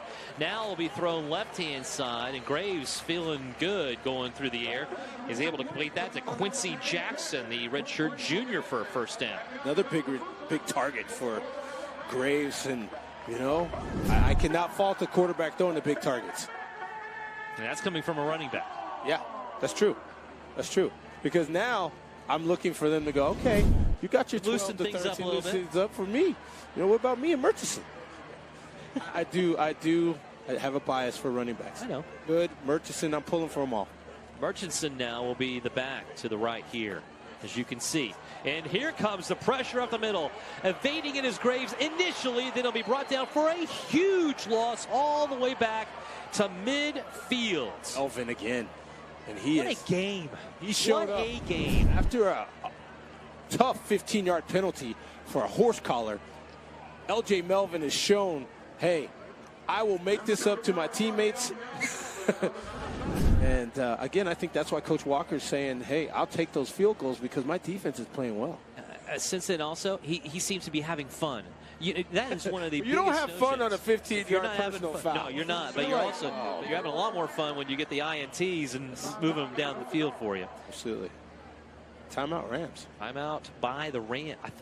One remaining here in the fourth quarter. That could be real interesting. 2 is one thing. 1 with 12:50 still left in a 1-point game. Very interesting. So Winston-Salem nursing a 1-point lead here. Defining how important they feel this drive is, more than likely, too, with that timeout. Well, yeah, and you got 2nd and 24. If you're thinking, hey, get half of this now and make it 3rd manageable. Now let's talk down to the sideline here with Aaron Summers. Aaron? Catawba Catawba head coach Curtis Walker, former All-American linebacker, takes a lot of pride in the Catawba defense, and he's really emphasized the need for them to regain their edge. He wants them to play lock down on the corners. He knows they play a lot of man-to-man, and he really wants his corners to step up. He also said they have to hit their tackles and maintain gap integrity if they're going to beat the defense that he wants them to beat. No doubt about that. When you got Page and Westbrook at free safety, defensive backfield here for Catawba looked quite nice, but Graves provides so much pressure with the ability to escape the rush and keep plays going. And Belk, we've seen him, and now Belk up against Page, as you see in the bottom of your screen. Running out right here is Graves, though, motioning for people to move forward. There's a flag on the play as Graves does get some good yardage back on a second and forever. This will more than likely also still come back on a hold against the Rams, the Big Red. And again, possibly because of the upfront charge of that Catawba defensive line, and it's hard to keep these guys away from Graves. That line now starting hands on hips a little bit. Remember, you said that it's a muggy 81. There you go. Makes humidity in that 65, 70 range. It's the sweat box. Oh, you got 20 to 30 pounds of equipment on 2D. And it's against the Rams there, as you saw. You want to move them back. Remember, a 2nd and 24. You're doing it. Just keep moving back. That just happened. And so also another thing to note, this is a team that seemingly, though, probably took what the trainers asked them to do in Winston-Salem State. Last game out, cramping a lot, or post-game cramping, and now not nearly that effectiveness you're seeing right here. It's still a very hot and sultry You can evening. prepare yourself. You have to.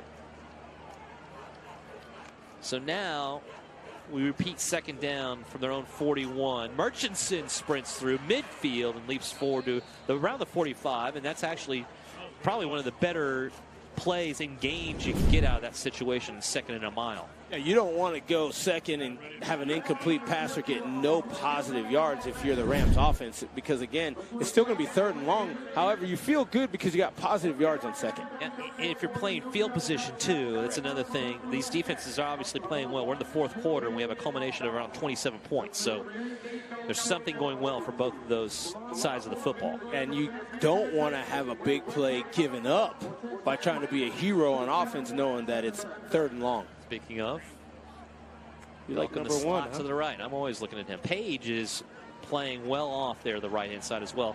Forever Graves, only 3 rushed though by Catawba, will go to his safety valve to the right-hand side. It'll be complete, but well short of the 1st down. This Page coming up from the secondary, and basically the Indians played zone, and you know, again, He's feeling it, man. Here he is. Look at this. It comes off of his receiver and just submarines up, you know, the receiver there, about the same size, but still, if you get to the legs and the feet, there's nowhere for anyone to go except down. Braves will stay in to punt. And kicking away to Rose. The defensive stop there by the Indians. We've seen a lot of what we would feel are momentum shifts in the teams, both of them being resilient.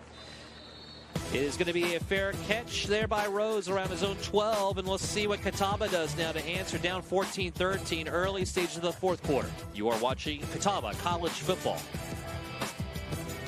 Place for you here. Catawba College is waiting. Are you ready?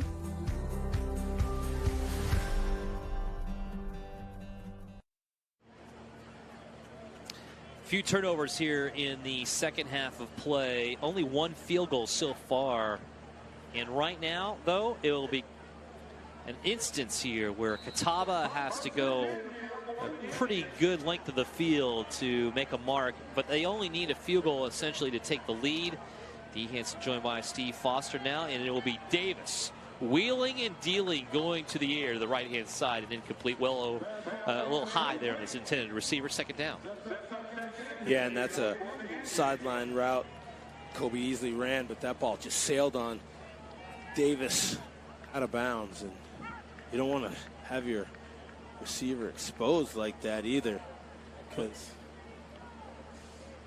took a shot. You don't see it very often. The Rams running a 4-2-5 alignment out there. And it's been serving them well. 13 points on the board for the Indians.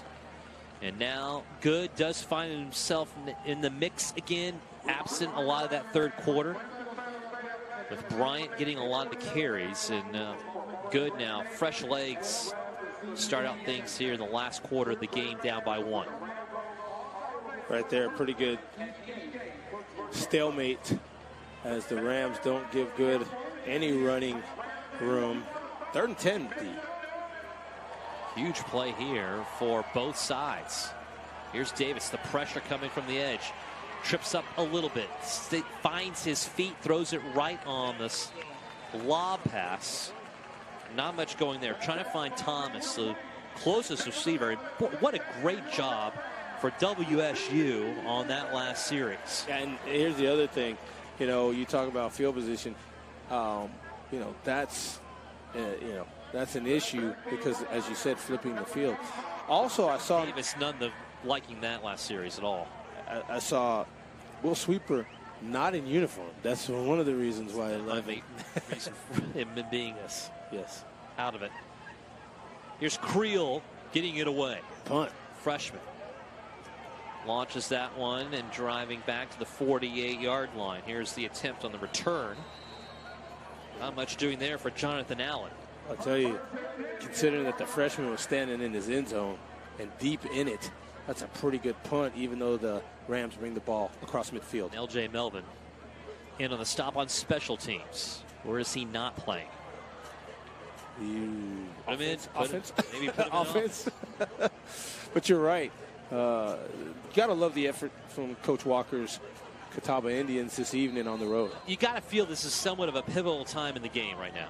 Yes. Great stop by the Rams defense, and already into Catawba territory, leading by 1, 9:51 left.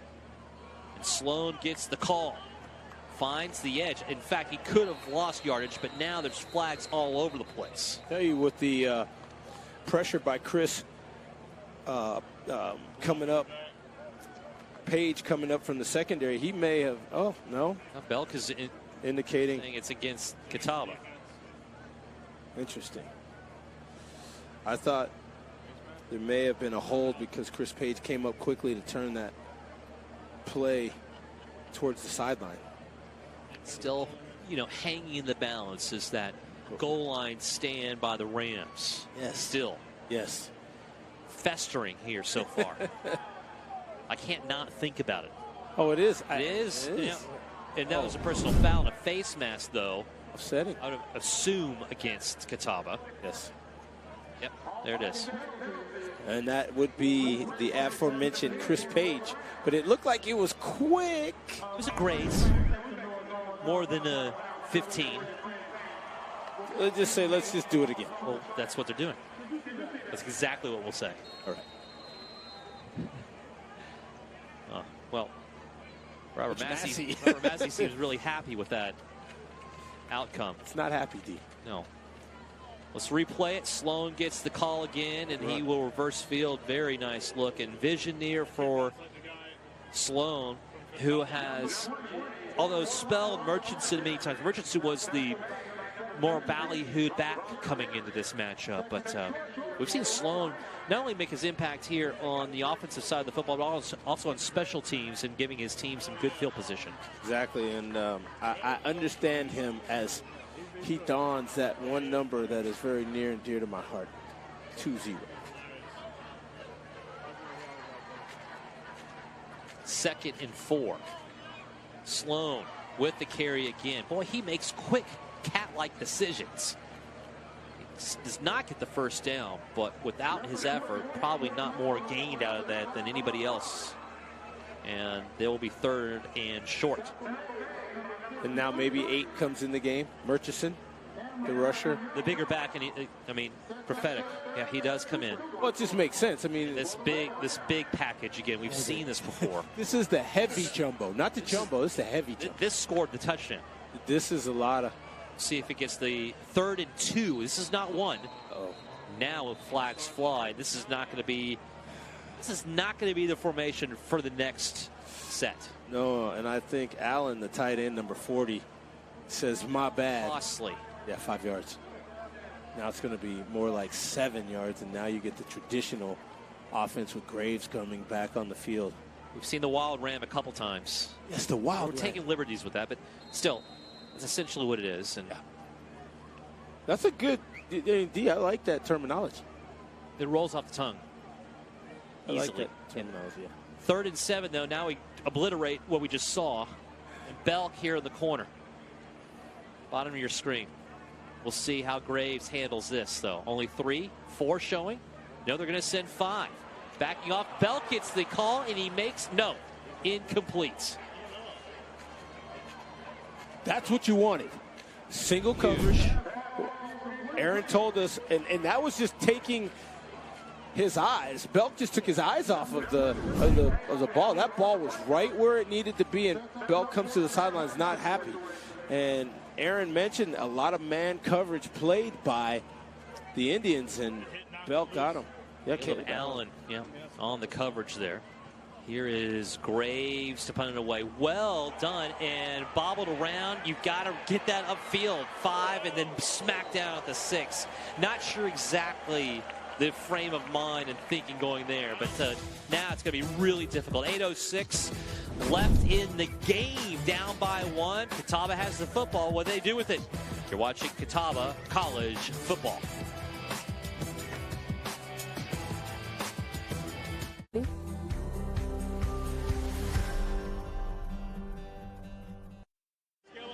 Well, we've definitely had our moments here tonight in Winston-Salem, North Carolina. Dee Hanson and Steve Foster, where the Winston-Salem Rams have a 14-13 edge of the offensive explosiveness that these two teams have the capability of.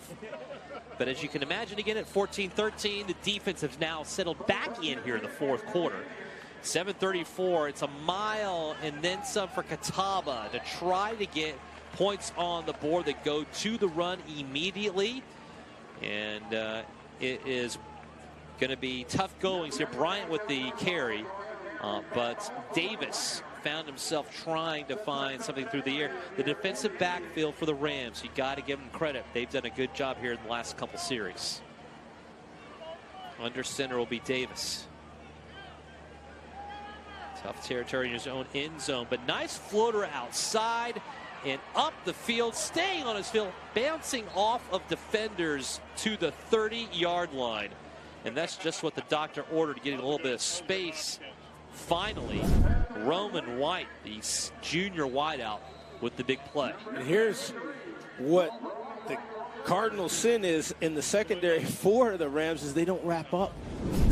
And so now your All-American. It's not good. Skinner. That's Skinner. And Skinner came through to try to put a wallop on Roman White. Didn't wrap up, and maybe he just found himself in an awkward position as the two met. But it seems like Skinner's up on his feet, so that's good to see. Fantastic to see. He's favoring that right leg a little bit, but he is a big component of the overall and arching success of the defense. He certainly keeps everything together, and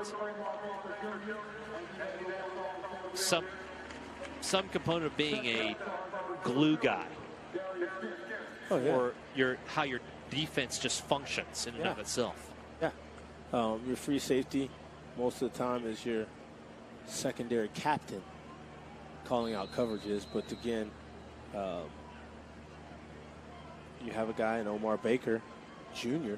who can also step in, number 3, and assist with that. Huge first down, though, and now the shadow of their own goal line.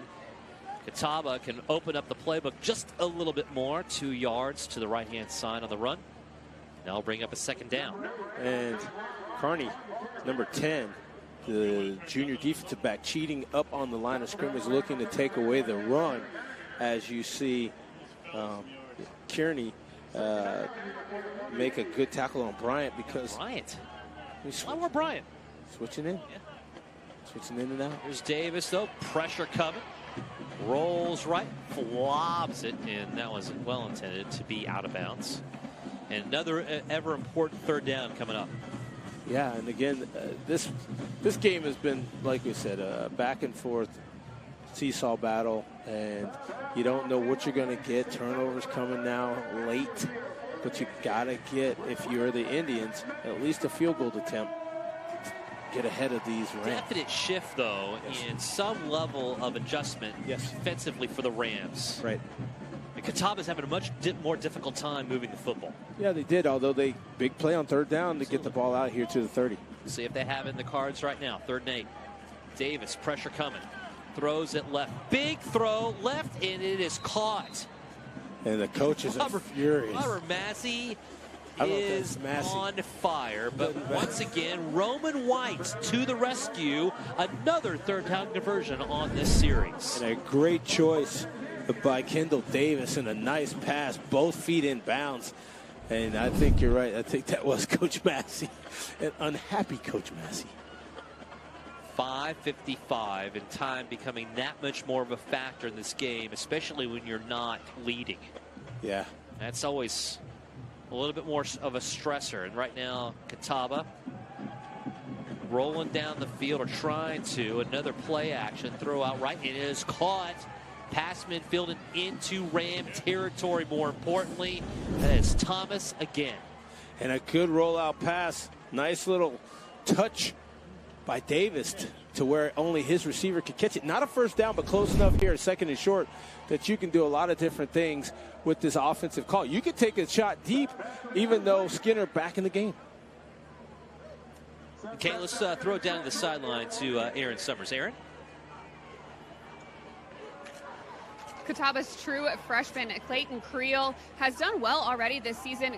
Catawba's head coach Curtis Walker said he has complete faith in him. For kicking the long ball, he hit a 45-yard field goal in the first game against West Georgia. And Coach Walker said he's hit it from 52 yards out in practice. So we're kind of approaching that range for Creel. We'll see if they're going to have to rely on the freshman's foot.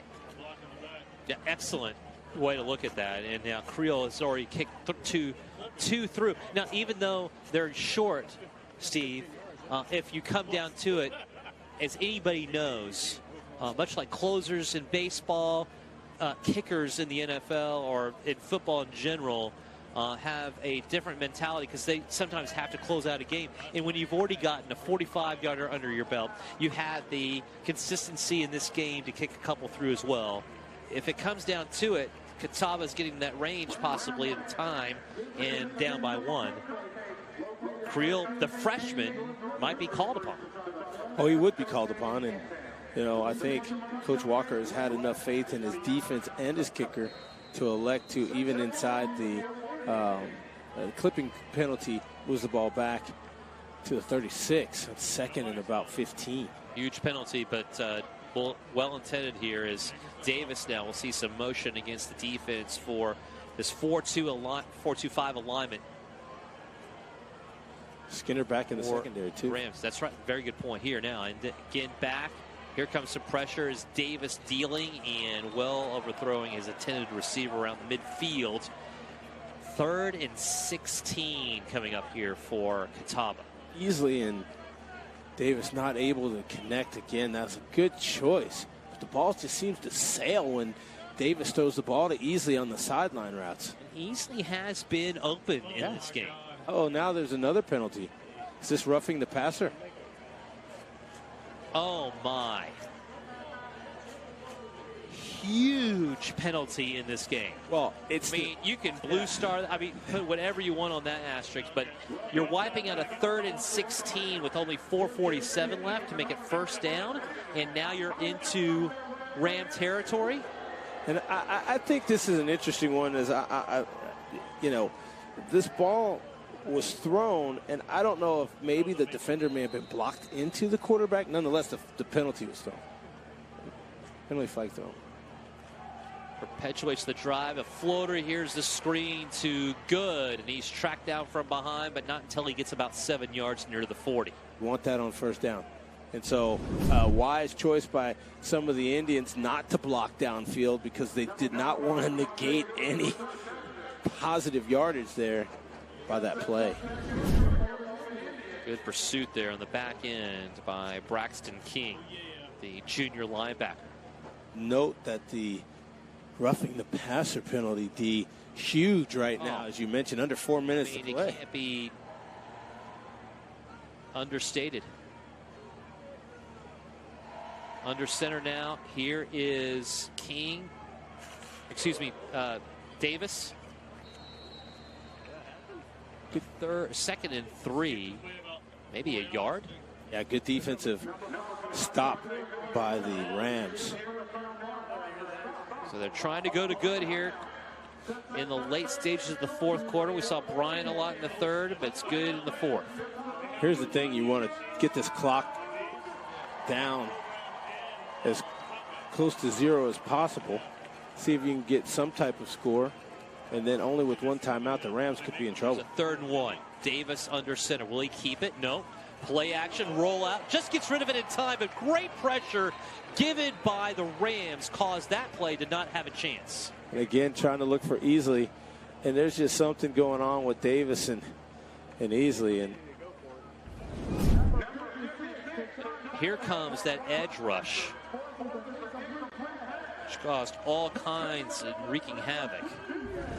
Maybe that was not for Easley after all. But it's 4th and 1, and that's the main component of this right now for Catawba. This could be the ball game. Need a yard. Here is good, and he'll burst through for the first down and add a little bit extra inside the 35. We call the inside handoff there, and you give one of your best offensive weapons an opportunity in space behind his blockers to choose which running lane he's going to select, and he gets one that gives him about 6. So now you have a roughing the passer, a 4th and 1, good to the rescue, keeping this drive alive. 2.5 to go. Another little floater right-hand side. It is caught. And finally to Easley. Easley's able to get in the mix here, and he gains nearly 8 yards. But when it works, but it's been 1 of 5. That was, I believe, tipped on top of that. Could have been. And a nice play there. Skinner is fine. Skinner's fine. By the way. Makes the tackle. Makes a nice tackle at the end of that play. 2nd and 2. And actually, it's great for Skinner to push Easley out of bounds because that kind of works as a timeout for the Rams. There is a give and take here. And Steve, I think you bring up a very good point. You don't want to leave too much time on the clock, but you also want to make sure you get what you need to get on this drive. Right. You still want to win the game. Correct. Here is Davis. Hands it off right. Good. Breaks it back in. 20-15 and brought down from behind at the 11. Now you can slow play a little. Remember, you've got Creel that can make this if he needs to. And you're well in range for the freshman now, right? But you want 7. To seal the deal? You want 7. You want 7, which would then force the Rams to have to go down and score a touchdown and not come back with their own field goal. Nice tackle there at the end. Sean Taylor, the sophomore, laying the wood. You still get a first down? Yes. Depends where the 2. Here is good, breaking it back in, and he will it's about the 1 score the touchdown. We'll see. No. Calling it short. Wow. Great run, though. A little dipsy-do by number 5. Just really surveying and then using the eyes to find the crease. Oh, that is so close. This first down to goal to go from the 1. And I think you take the clock runs, Steve. You take the same approach as you did in 4th and 1. Under center is Davis. And he will keep it instead and leap forward to the end zone and touchdown, Catawba. And I wanted to know why you didn't do that the first time. You've got a guy over 6 feet. He's pretty savvy, and all you got to do is find a crease to get those 3 feet. And right there, the quarterback, the sophomore, Kendall Davis, finally putting Catawba here in front with about a minute. And Catawba has not had the lead since 2 minutes left in the second quarter, up 10-7. Right now, 19-14. Now they're up 19-14. Go for 2 here. 54 seconds to go. You're already up the requisite that you need for a field goal not to be an issue. Go for 2. I would go for 1. Do you play? I don't think. Well, here's the deal: if they, because if they score, miss the extra point. Yeah, who's going to? But that's not highly likely. First of all, you don't want to give up a touchdown anyway. But it's psychological being up 7 for your defense too. We will see. We will see. Here is the score by Davis again on the ground. And the decision to keep it leaping forward. That makes sense. In this regard, that makes sense. Because Davis can take an exchange under center just as well as he can in that shotgun position. What a luxury here. Catawba with 2, I can imagine here, more than capable quarterbacks to lead this team. Well, if they didn't have it at the beginning of the year, they definitely have it now. There's no doubt right now. If nothing else, because of necessity. And Kendall Davis coming in. He's been more than the doctor ordered in this one. So here we go. Someone get called out in the stands. I think that's happening right now. Never get get called out in the stands. You know, Catawba's going for 2. Makes sense. Wisely. Good to the right, Davis. And Davis will roll out, has a little bit of room, throws it right, and it'll be caught for the 2-point conversion. Easily makes his mark, and Catawba now up by 7. He waited an awful long time. However, great pass. Oh, man, what a delivery. And now Catawba up 21-14, under 30 seconds to go. You're watching Catawba College Football.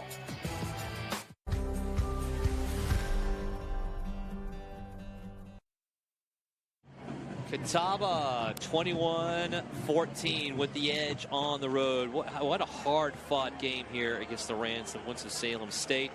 D. Hanson joined by Steve Foster, Aaron Summers on the sideline. 33 seconds to go.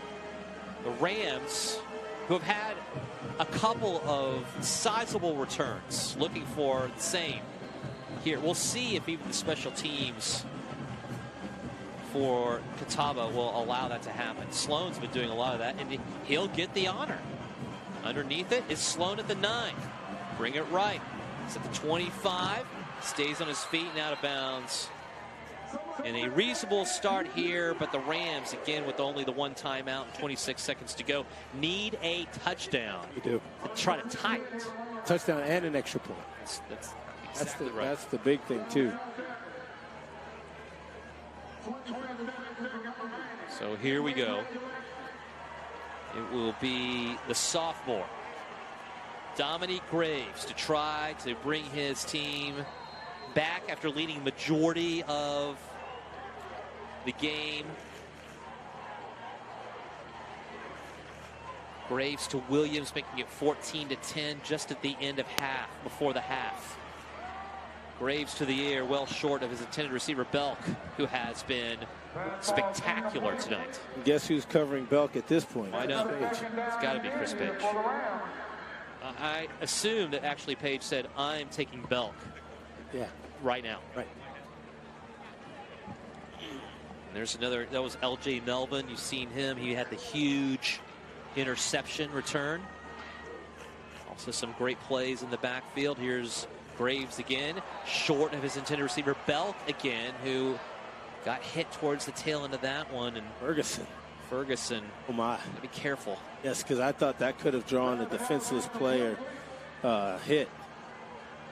Ferguson's been flying all over the field just like Melvin. Yeah, that was close. Jeremiah Ferguson already much ballyhooed coming into this game, preseason all SAC. 3rd and 10. Graves hounded, throws on the run, completes to Sloan, and he will get the very much needed and out of bounds first down with 11 seconds. Great play and up by midfield, so if you can get 10 more, at least you'll want to throw at least one pass into the end zone if you can. And you have that 1 timeout. You can throw the ball to the middle of the field if you so choose. Indians sending 3, and that's about it. Everybody else shading back at least 5 to 10.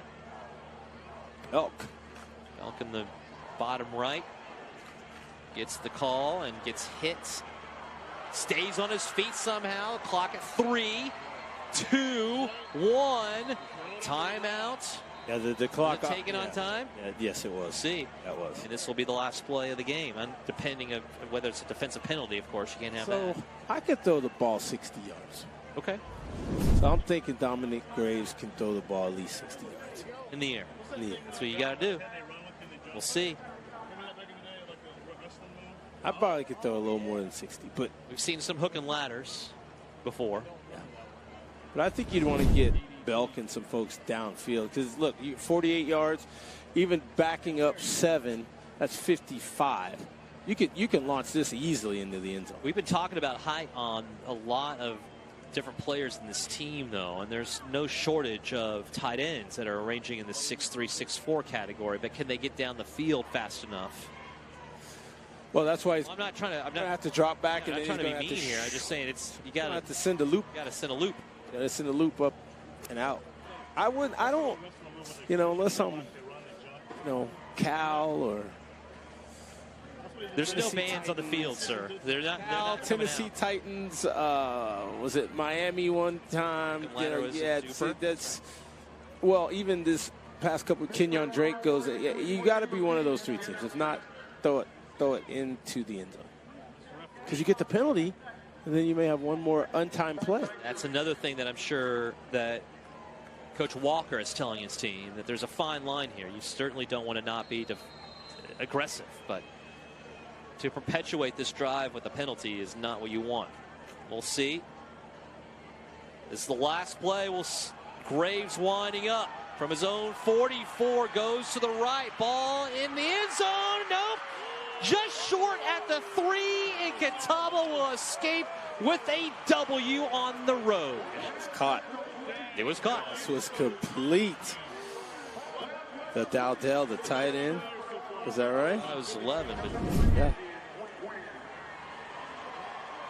Up in the air, bouncing around near the end zone, caught and out of bounds. Unbelievable. Hey, Trey Murray, good job to stay over top of the defender. The receiver, and make the catch as the defender. What a play at the end of the game for the Indians, still though to get a W. 1-1 to start out this season, and the Winston-Salem State Rams suffer a loss here at home to go 0-2. You're watching Catawba College Football. At catawba.edu or call 1-800-CATAWBA. Okay, we're back very quickly. Let's get it down to Aaron Summers. She's with the head coach of Catawba and Curtis Walker. Coach, your defense didn't allow a point in the second half, setting your offense up for the comeback. How proud of you are you of the way that your defense was able to shut them down in the second? I'm extremely proud of our football team in general. We talked at halftime about winning the half. We went in the first half and did not win that half. We were down 14-10. And it's so important for us to make sure that we came out in the second half and did everything we needed to do to win the ball game. And our defense played very well. Offensively, what did you see that you liked from your players, especially quarterback Kendall Davis? Well, again, I like the fact that our offense are able to run the ball. I'm extremely pleased with that. Kendall has some poise. I'm still trying to make sure he continues to work to get better. But, again, our offense ran the ball very well, and I'm excited that we got the win. Thanks, Coach. Thank you. Okay, thanks, Aaron. And Coach Walker, I think, you can just tell, Steve, that his voice is gone. I love when you hear coaches at the end of the games there. He clearly had a lot into this one, and Catawba with the victory. Yeah, and it was a tale of 2 halves, and as close as the game was in the first half, to have that defensive excellence by the Indians in the second half to keep the Rams out of the end zone and off the scoreboard, and then allow the playmakers. It was awesome. Boy, the Indians need that one. They now go to 1-1 on the season, and Winston-Salem State, they fall to 0-2. That's going to do it for us here tonight. Next up, Catawba will be on the road again. If it's against now UNC, Pembroke, and the Braves. Kickoff scheduled for 7 o'clock next Saturday. Final score here from Bowman Gray Stadium, Catawba Indians 21 and Winston-Salem State Rams 14. From our broadcast partner, Steve Foster, my name is Dee Hanson. Have a great night.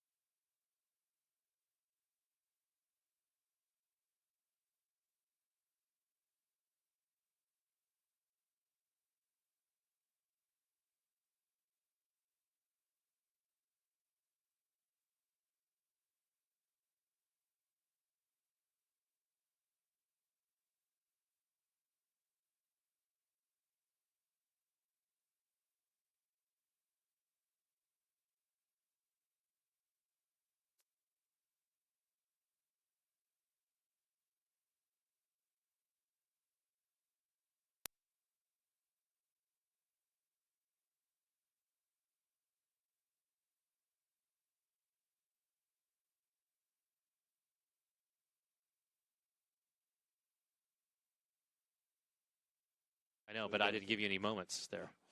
Give me no moments. Precious moments. At least you get to see him first. Belk. You might want to mark him. So Belk. Belk. To Belk. You can describe how big of a key this was. Wild Ram.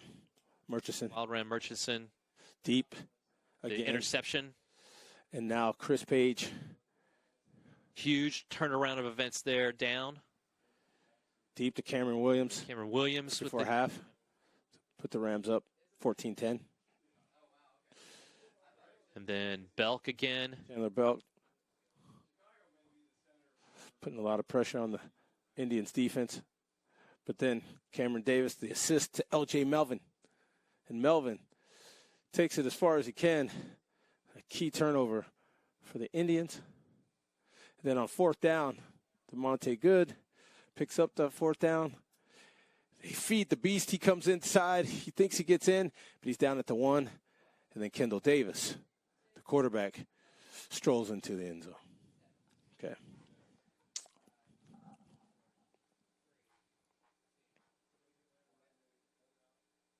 Okay, I don't have to do much of anything on this, to be totally honest. We should do it again because we just wanted to see him, but Foss can do this. You got him? Just record. You just do what you were doing. Yeah. Start out with this one, and I'm not going to do any lead-in or whatever. You just start. Yeah. Okay. Foss is going to do it. But I can count him down since he can't hear you.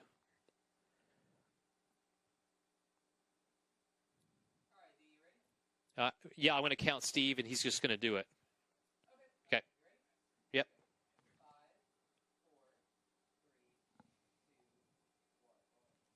Catawba quarterback Kendall Davis goes up top deep to his receiver, Thomas, here early.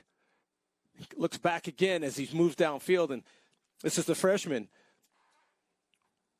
Dominic, my fault. I'm sorry. Okay, I'm ready. Sorry. Yep.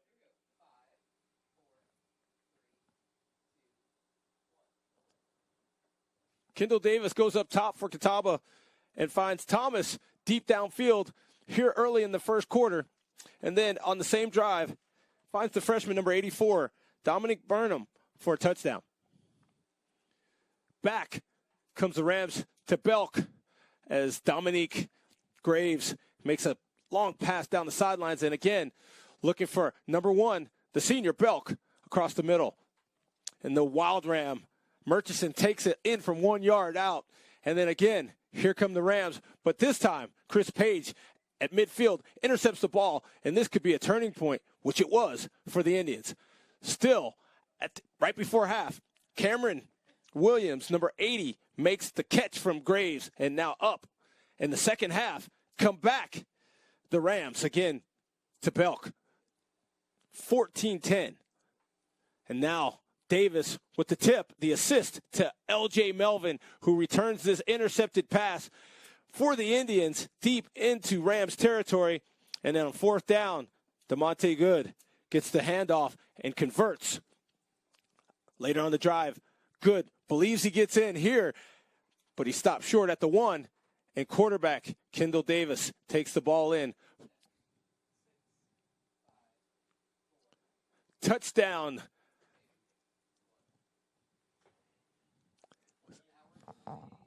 Okay. Yep.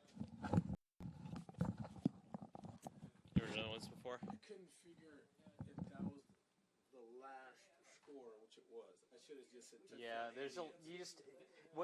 you first go, you just write everything down. You don't even worry about any of that stuff.